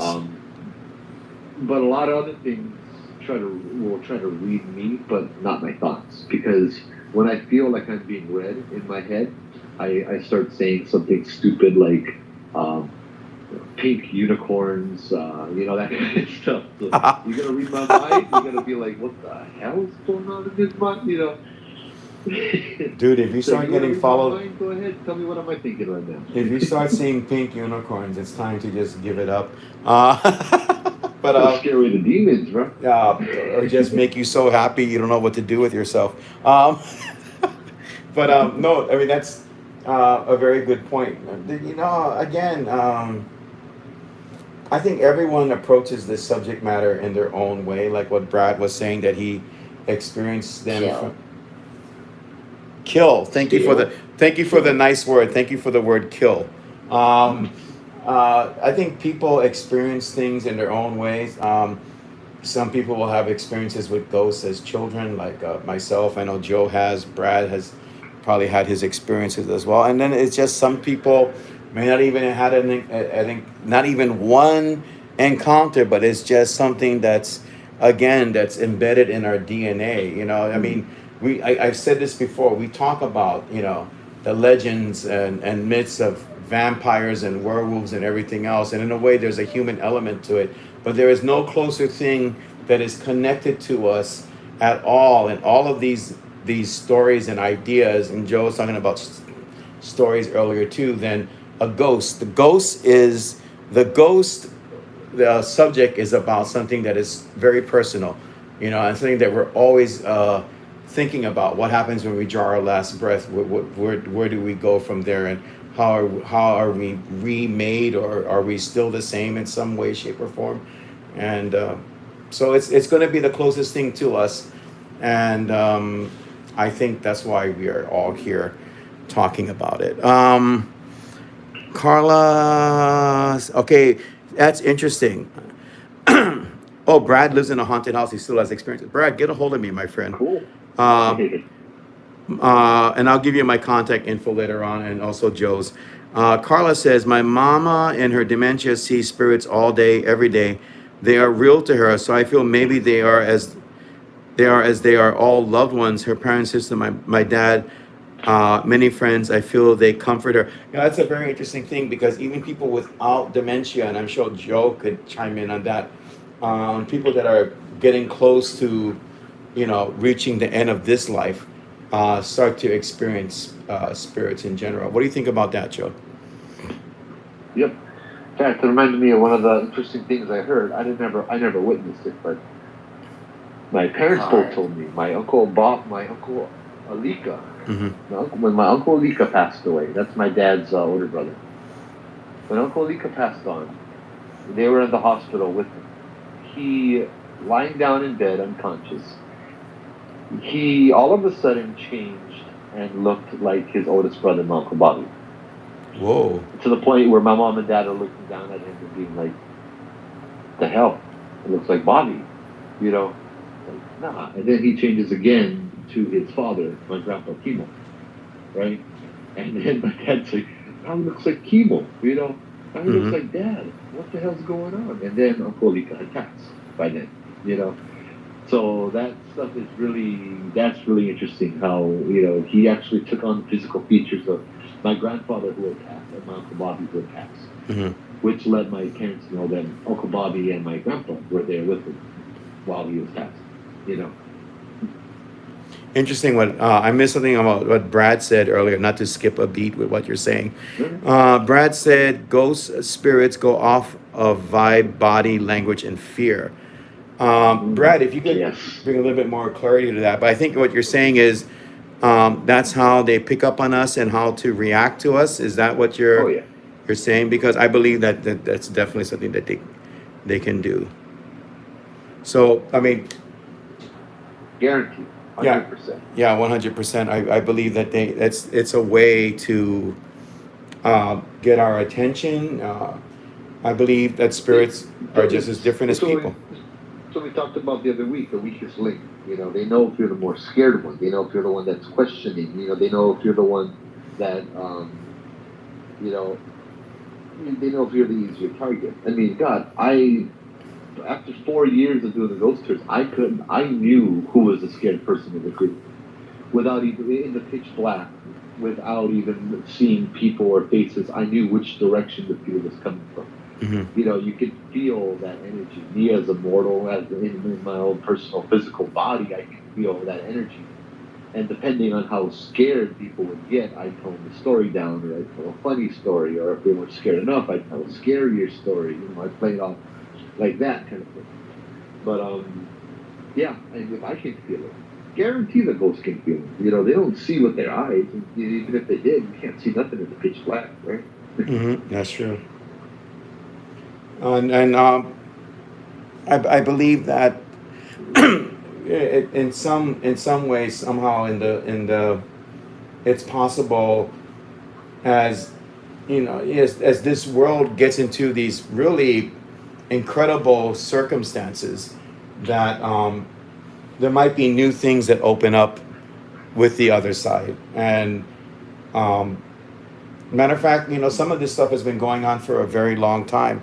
Not to touch bases on faith too much, but with places like Medjugorje and other parts of the world that have had very strong spiritual manifestations, I think that we are reaching what the late great Art Bell once said, which is what he talked about in theory, the quickening. We are, things are starting to. I'll tell you how strange things are real quick here, because I know I've had discussions about spirit time and physical time. I swear I remember saying to my roommate and my other friend, I said, you know what? Thank God February is such a short month. I just happened to bring that up in conversation, and I swear to you, I am not joking. We are almost to February, and it feels like I just said this yesterday. Like I just said this. Like I just said, thank God February is such a short month, and now boom, we're in February again. So I believe that the concept that the time is starting to speed up. Before I thought it was the case where the older you get, the more you feel that happens. That time gets faster. But then when people that were in their 20s and 30s started talking to me saying, hey, time is just going by in a blink of an eye, there's something going on with this. There's going to be more phenomenon that manifests. What are your thoughts on that, Joe? Yeah, I mean, it's what our mutual friend of ours said before this whole coronavirus thing came out. There's an imbalance in things, and things need to be, the wrongs need to be righted, and we need to find the balance within ourselves.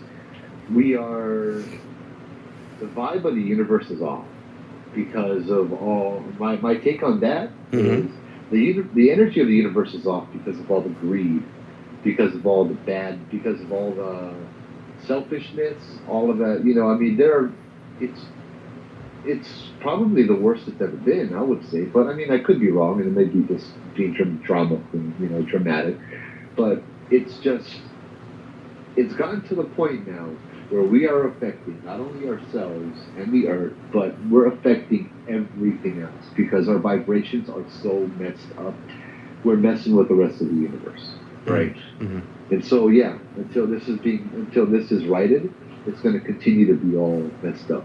Doug said the same thing before all this stuff was going down. He told me this back in 2014 that we're heading in this direction. This is where we're going. Oh, bless Doug. I mean, an incredible person. He would be good to have like in a Zoom or something like that. Oh yeah. Yeah, he's just so. His ideas are actually excellent because they really fit into some of these missing pieces with what's going on. Yeah. Yeah, really, really wonderful guy. But yeah. As long as that imbalance is here, we're going to see a lot more manifestations. We're going to see a lot more craziness. We're going to have and a lot of it is in us. I mean, until we balance ourselves out, our world is going to be chaotic. I mean, I was trying to explain to some of my family the other day how bad the world is. I mean, if you look at Hawaii, the problem is everybody, all the locals gotta move to the mainland because we can't afford to live here. And one of the reasons we can't afford to live here anymore is because you get the people who have a lot of money that buy 5, 6, or 10 houses and rent it out. And so it jacks up all the prices of everything all around the place to the point where we cannot. But if I were put in a situation where I could buy and do the same thing and rent out 3 homes, own and rent it out and just make a lot of money that way, I'd be stupid not to take it, right? But that's a greedy thing to do. But that would be the right thing to do. But that's just greed, and that's not solving the problem. That's contributing to the problem, right? It just doesn't seem right, and it's just so normal now. People would, without a doubt, say that that's what they're going to do, without even realizing the repercussions of it. And if I didn't do it, I'm a bad father. I can't giving my kids, sending them to private school, paying for their college education, and all of that other stuff, right? Because I'm not rich, when I was given the opportunity. That's not what it matters. My kids have made me. They've achieved. They're not made me. They made me one of the proudest people in the freaking world already. Just by some of the decisions I make them make, or I watch them make. And no amount of money can do that, right? No. Yeah. I try to teach them that money is not that important. It's important, but not that important. Let me see here. Sorry, Brad just said, Ghost of Hawaii, read my few comments up together. So let me go back a bit, Brad. I don't know how far I'm supposed to go. Let's see. Brad says, I was born with a very special gift. I don't know if it means from there. Do you believe in the 3 world of spirits? What I do believe, that there's the spiritual and the physical. And some people in the New Age way of thinking believe in the mystical. They believe in the ascendant masters and other types of variants along those lines. But I just, I think what we may learn is like, oops, I could have had a V8 when we die. I mean, basically, like, we're on the other side. Is like, is that what I actually hit myself on the forehead. Is that what it was all about? No one told me that all of this stuff is connected. how the heck did I know this when I was here on Earth? But I just think a vantage point is a vantage point, and we're very limited in our vantage points. We're only given so much to work with. I think once we're on the other side, it's like, holy cow, this is incredible. I don't know why I didn't know this beforehand. And that's why I think the nature of spirits and ghosts in general is, while they are still connected to their humanity, that's why we kind of see the differences in that, and they finally become spirits, is because it's where they're at. It's what they're experiencing. It's what they're seeing.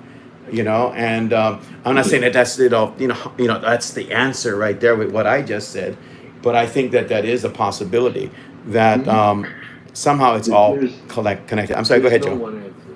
Go ahead, Joe. There's no one answer. Hmm. When you think there's one answer, something else is going to come up different. There's no one Right answer. on. There's no one truth.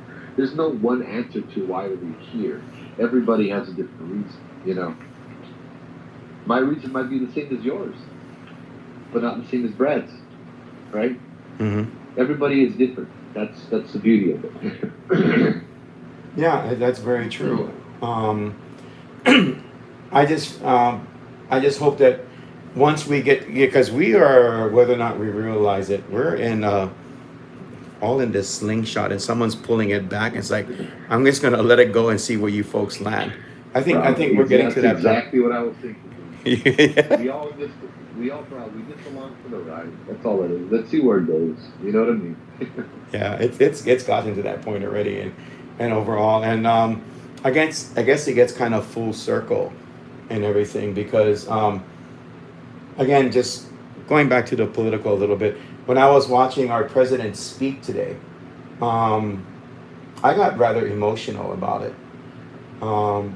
And I think it just touches bases with all of our lives, even with what Carla was saying, that our president, he's been through a lot of stuff in his life. And that's the interesting thing about who we have in office right now.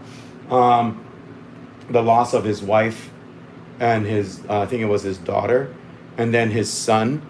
When people go through things in life, and sometimes we just see bad as bad, but when we go through things in life, it changes us in some way, shape, or form.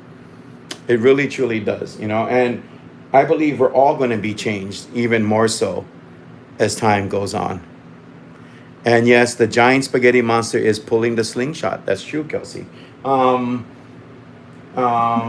it's sponsored by Ragu in that situation. Anyway, I believe that is, what's going to happen with all of us. We're going to come out of this different, each and every one of us. And Jessica just said, Earth is not our real home. I believe that's, Yep. Mark. It's like something weird. Maybe some of you guys will know, but maybe not. I've been looking into this. What is it, Jamie? Starseed? Star Child? Star Something Child. like that. I know about the Star Child thing. Yeah. Or yeah, it's like okay. I worked at a halfway home kind of thing. It was a group home for people who came out of the mental hospital. They had their own issues. They had their own Star seeds. Starseed. Yeah, they had their own things that they had to deal with and stuff like that. But there was I just sit down behind the desk and make sure everyone does their chores. It's a real chill job. But they would come and they take their medication and they sit down and talk with me. One girl talked to me one day about, she's like, Joe, I gotta ask you, because she knows I'm into the paranormal and the ghosts and stuff like that. And she's like, do you know what this place is that I'm talking about? And she's like, I keep having this dream and it's very familiar. And she's like, I'm on a blue world with a black sky and like a white sun, but it doesn't have much light. And I looked at her and I'm like, there's ocean as far as the eye can see. All the way in the background there's mountains, right? She's like, yeah, you were there too. I'm like, yeah. It's very blue, all shades of blue and black. She's like, yeah, there's a tiger. And I'm like, yeah, the white tiger. She's like, yeah, the white tiger with the finger on his neck, the collar. I'm like, yeah, the blue. She said, sapphire. We can both describe this to the T, okay? I mean, to the point where I know that it's humid. It's probably about 80 degrees. There's no wind, and the air is a lot heavier, She has been to this place I have been to this place. A few other people I've met have been there as well. It's crazy because I can remember the feel, I can remember the smell, I can remember everything about this place, and so does she.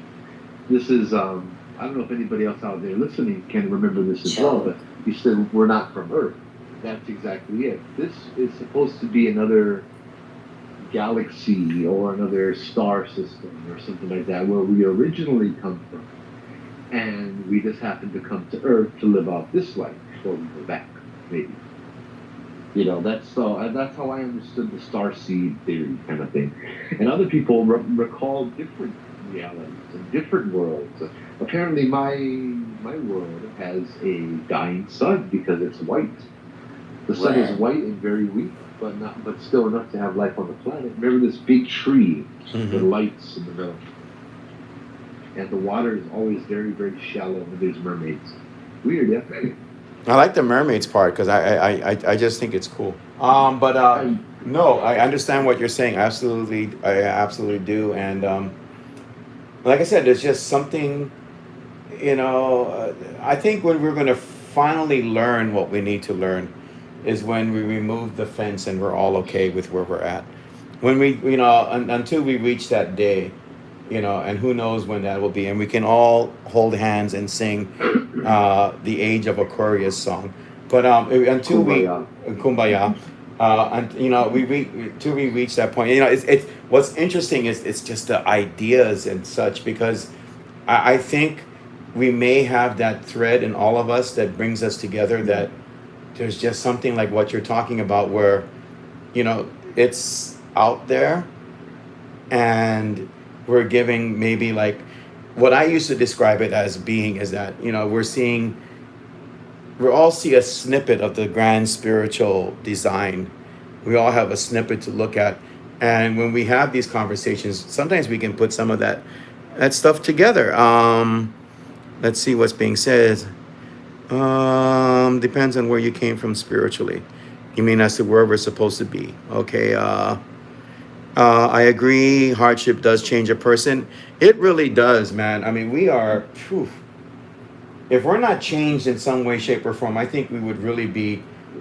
The world would be a lot more crazier than where we're at right now. So yeah. I use a metaphor for that. It's I like my metaphors. Yeah, we need to have problems. We need to have change, and I believe that let's take for example blacksmith, right? The blacksmith takes us, just this dull. I can say, yeah, this is like not for kids, but a dull ass piece of metal, right? Yeah. Just this dull metal bar. And the blacksmith will stick it in the fire until it's molten hot, and then he starts to beat it. After he burns it and melts it, he starts to beat it with the hammer.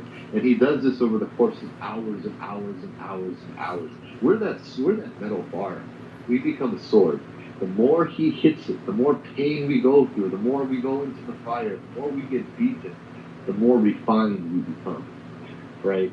If we just decide to say, "Oh no, the heck with it," we're going to be a sword, but we're not going to be that good. We're going to be dull. We're not going to, what I mean? But if we stick and hang in there, you're going to be something fabulous, right?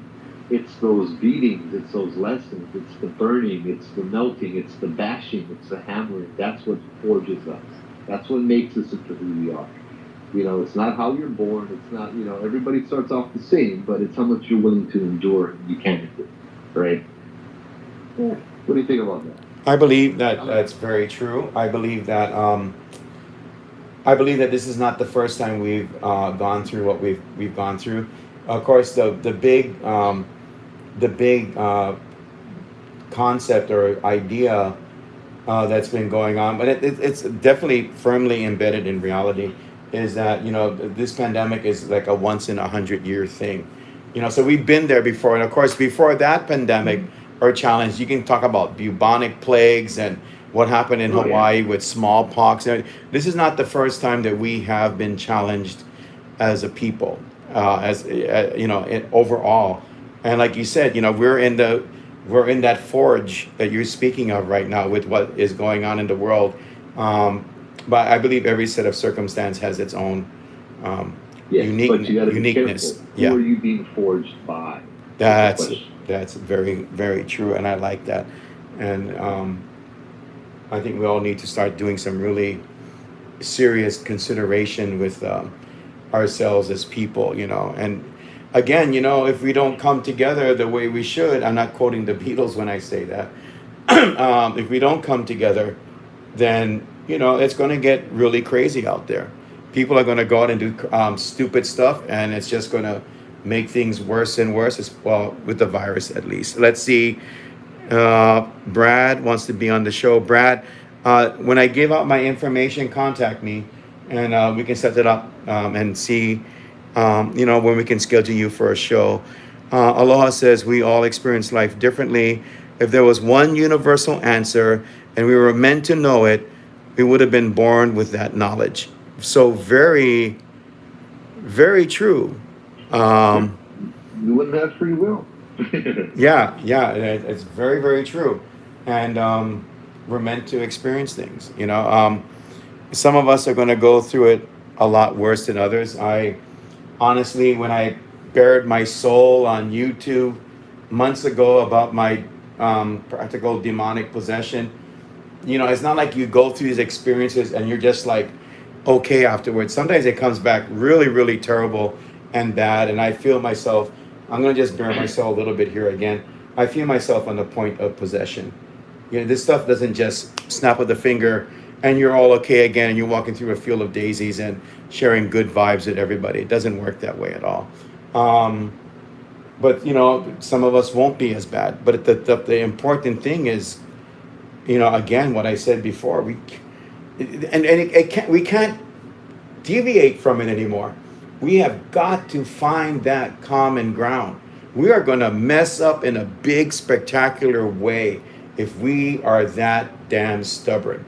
And we need to, I hate to say it, but I'm going to say it right now, we need to get over ourselves. For those that are acting that way, I'm not saying all of us do that, but those that are creating these problems, you need to get over yourself. You need to get over whatever it is that's holding you back, your hatred, your racism, whatever it is, you need to get over that because that is never going to change this world. It's never going to make it better. The sad thing is we have so many examples of how that makes everything worse.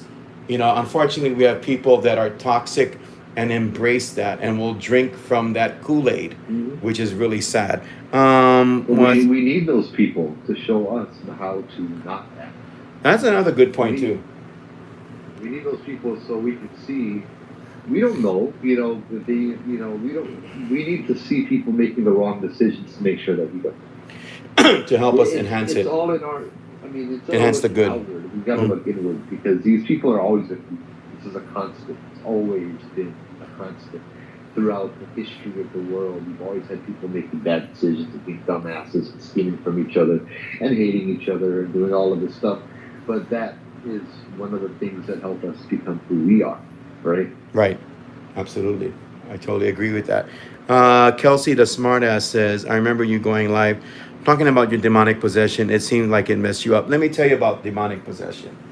Um, Anyone that encounters demonic possession, it'll either mess you up really bad or it'll take you to a place you can never escape.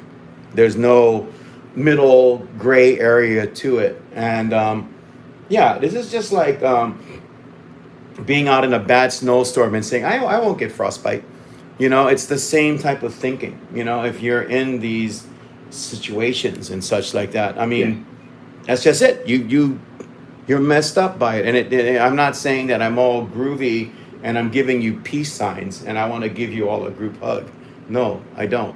But I think that the message is worth saying so that other people have an idea that this is not a fairy tale. And like Joe said, there's stories, but some of these stories are important to keep in mind. What were you going to say, Joe? No, I know what you mean, but it's. I have met so many people who are interested in the paranormal, who are in the paranormal field because it's a thrill, because it's a rush. And I'll be honest, that's kind of where I started as well. But you do realize too sometimes that when you come across these things, you lucky enough to survive. And when you come across a demonic possession or something demonic very close to you, you're lucky enough to walk away, but you're not always intact. And a lot of people, I mean, it took me years to figure it out. I have my own experiences and stuff as well. You don't walk away whole. You don't begin the same. You don't walk away the person that you walked in. I compare it to, like, you survive. Yeah, you're here. You're kicking, but like you're missing an arm. You're missing a vital part of you that you will always miss and you will never get back. But you're still there. You're still kicking, and you can still go out and do it again, just without an arm. But next time, who knows what it's going to take, right? That's kind of how I compare the demonic field, and that's not even a possession for me. It's just being so close to these things does it to you, you know. I tell people this because nobody told me, right? Maybe I don't know. I don't know what I would have done differently in that situation. Probably nothing. I might not have went to Bobby Matthews though. On second thought. Fiddle. Fiddle? Okay. Yeah. No, this is what the Ovilus said. What did she say? I said fiddle. Fiddle, which is interesting because Bobby Mackey's, for those that don't know, is an actual bar that plays music. So I don't know if that's a connection. I'm not The sure. fiddle, Vito made me think of. Never went down to Georgia. Oh, there you go, right there. Then it said the number 2.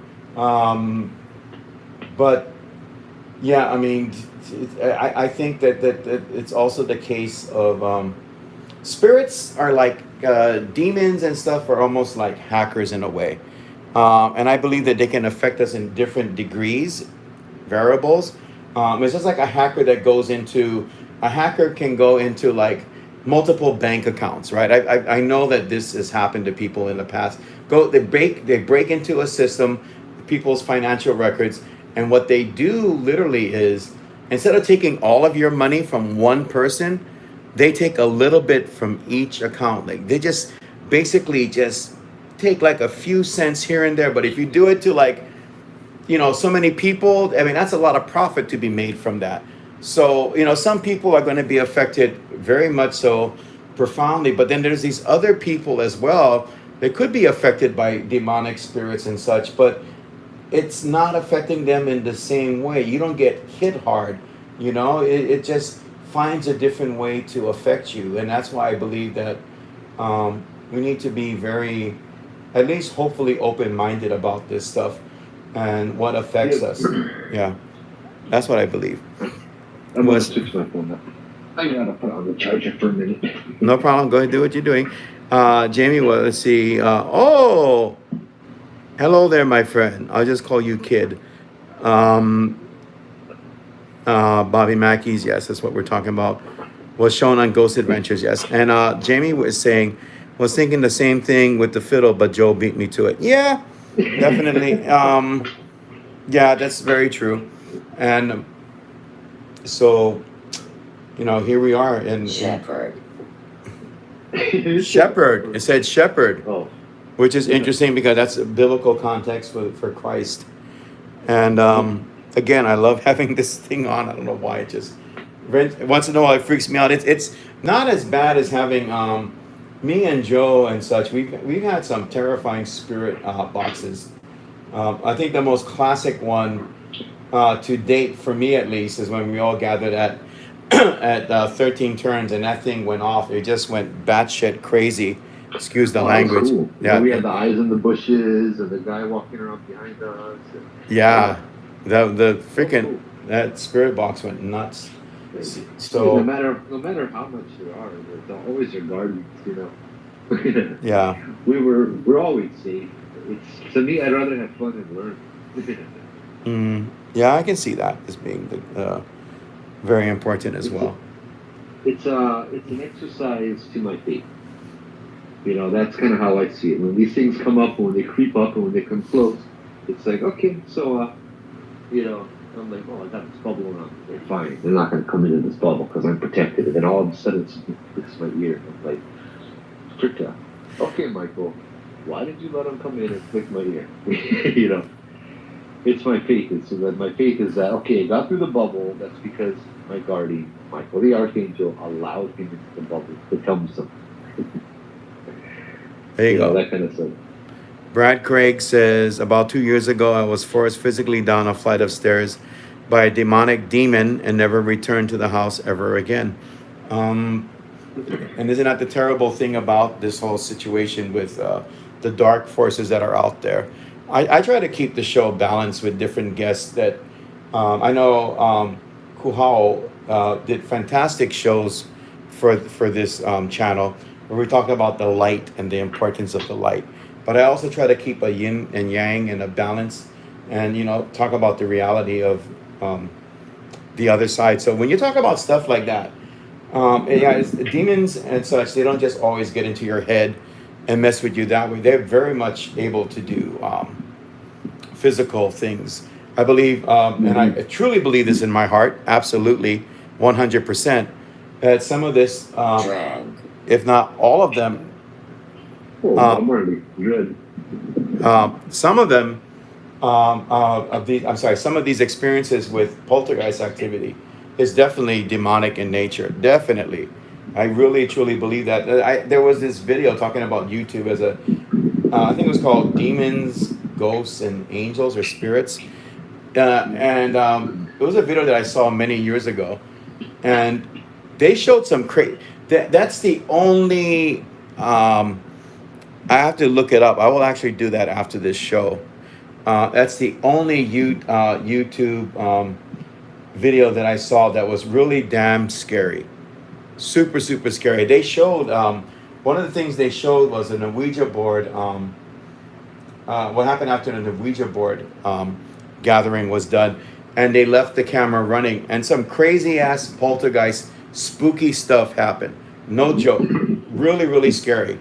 And so I believe, talking about being forced down the stairs and stuff like that, we need to be able to recognize between ghosts and demon as much as we can. We can't completely at times. And I know Joe probably has something to chime in on that and as well. But there's a really good book called Deliver Us from Evil by Sarchi is the name that I remember. Ralph Sarchi, I believe.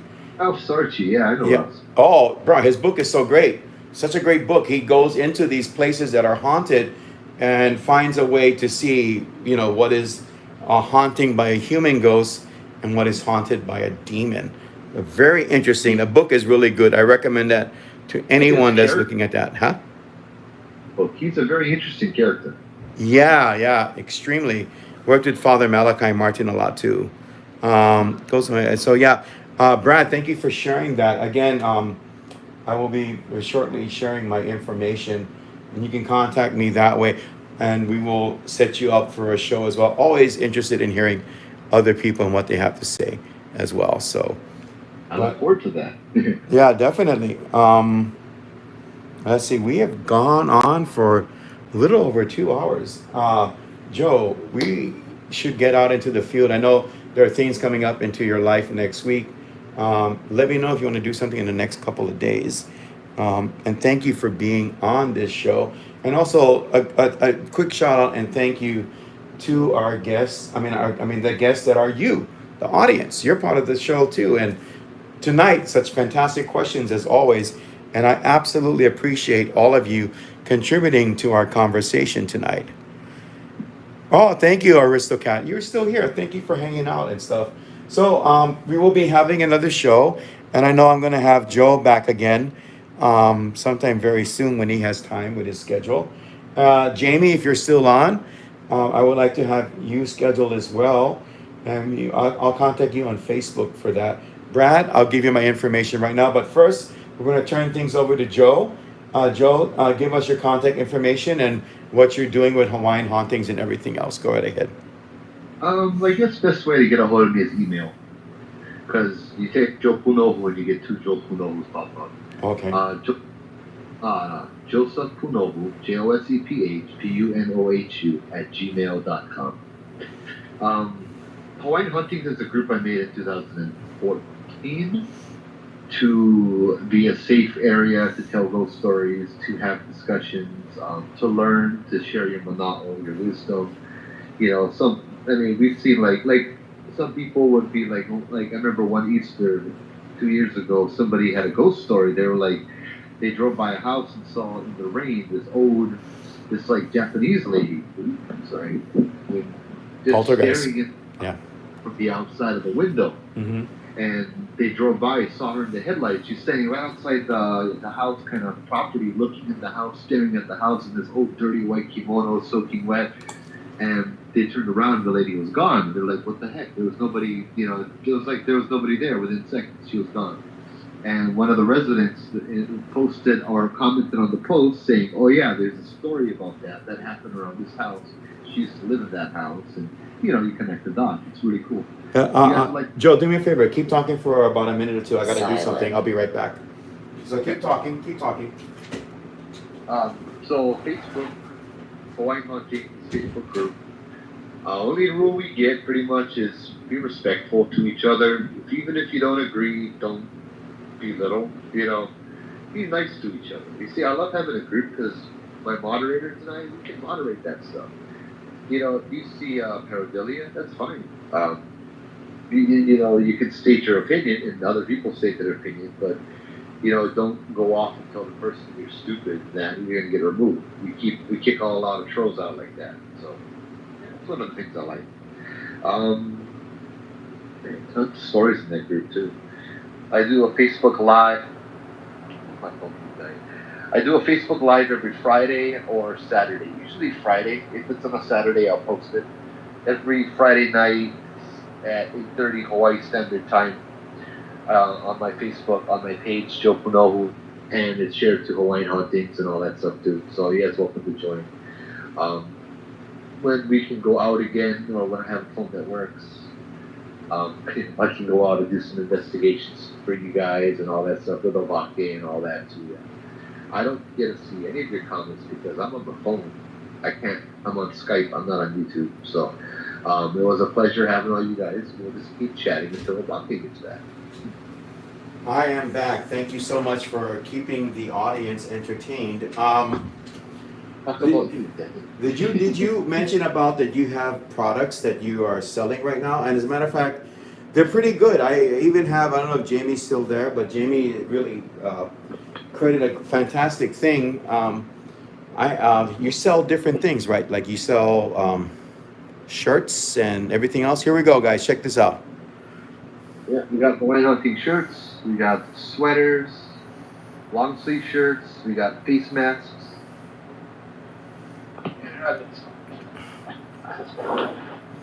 I got a face mask. The face masks are cool.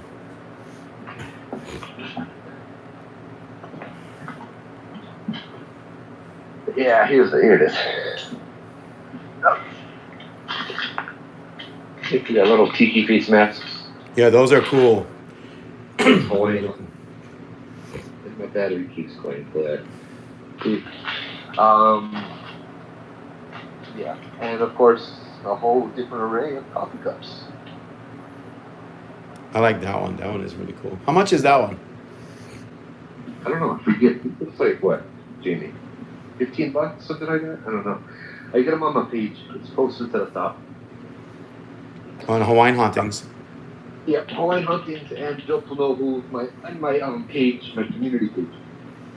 Okay. So either or, you guys can go ahead and and check that out, and please do, because these are some. Yep. I got the shirt. I got the mask. The coffee cups. If you love coffee, get a little bit of Hawaii there. Sell a Ghost of Hawaii plush owl. Oh yeah, maybe I will. That sounds like a good idea. Or maybe I'll just sell owls and go crazy. But anyway, Jamie makes some shirts. She makes them by hand. Okay, she got the heat press and all of that stuff. Mm-hmm. So she could probably make you some too if you're interested. Though. Oh yeah, absolutely. I will definitely talk to Jamie about these things. Are you still there? Yeah. Okay, you turned it off. Okay, cool. Just wanted to make sure. So yeah, folks, check out Hawaiian Hauntings, a great group. Their members have such interesting topics that they bring up, and and such. And yeah, just support each other, folks, right now in whatever way we can. That's the most important thing of all. As far as Trouble. it just said trouble. Um, as far as me, um, I'm really not on social media right now, and it's not like I'm not being a social person, but I'm kind of like on board with some of the things that I've talked about with Joe, and some of the things that we shared. I don't like to contribute anymore um, to social media. It's a personal thing for myself. The landscape has just changed too dramatically, and I just can't see myself being a part of it. And so I haven't been on Facebook. Entire. Trouble and tire. Um, I don't see myself on it. So I don't use, right now I'm not using Facebook, although I have my group, Ghosts of Hawaii. I tend to check up on it every once in a while in case you want to go in there, just say, hey, it's me from the show. And I'll let you in. If not, you have to answer 3 questions, which shouldn't be too bad. But I'm not even on Instagram or anything anymore. So the only way to get a hold of me, and this is for Brad as well, in case you want to be a guest on the show, it's real simple. Contact me at obakihunter51 at gmail.com. So if you Carrier. OBAKEHUNTER 51 at gmail.com. If you want to be a guest on the show, contact me there, and I'd be more than happy to set up a show for you and share your views on the paranormal. We can do that, and all you need is what Joe is using as well. All you need is Skype. So make a Skype account. Let me know what the Skype account is. I usually talk to my guests at least a day or 2 before the show to get an understanding of where they're coming from and what they would like to share. Crescent. And this, I feel this is going crazy over the last minute or so. I don't know what Crescent has to do with anything except maybe the moon. So guys, thank you so much for being here. Joel, thank you so much for being a guest. I every time I have someone like Joe on, I know the show is just going to be so awesome. So absolutely Always awesome. good fun, bro. Always good fun. Always good fun. Good fun. And by the way, if you do go out as well, folks, you know I go out on my little outings and everything else too. And we'll let you know. Usually that's in the dark until I get my infrared stuff situated. I do have one type of infrared, but it only works sporadically, only like for so many seconds. I like to do Yeah, we entire gotta bust out streams. that IR stuff again, bro. Yeah, I got to get into the IR, dude. Aristocat, thank you so much for being here. Everyone else, thank you so much for being here as well. And also, if you know people that like these type of shows, please tell your friends. I would appreciate that. Like, share, and subscribe, as they say. Ring my bell if you can. That would be good if you rang my bell, my notification bell. I would First to know about it. I want to sing the song. Anyway, we'll leave it at that because I'm not good at karaoke. Do that for me, guys. Let people know about the show, and if you want to leave a comment, we're happy to hear from you, and we will talk to you about. I will respond to you as soon as I can. I got some things going on in life, as far as like day-to-day stuff. So I will be in contact. I will read your comment. I'll at least leave you a heart or something, because we all deserve that in our lives, right? A little bit of love goes a long way. As far as what Brad said, may you spell that again. Sure, let me do that for you right now. Thank you, Jessica. Same to you. Thank you, Kid. Johnny, God bless you as well.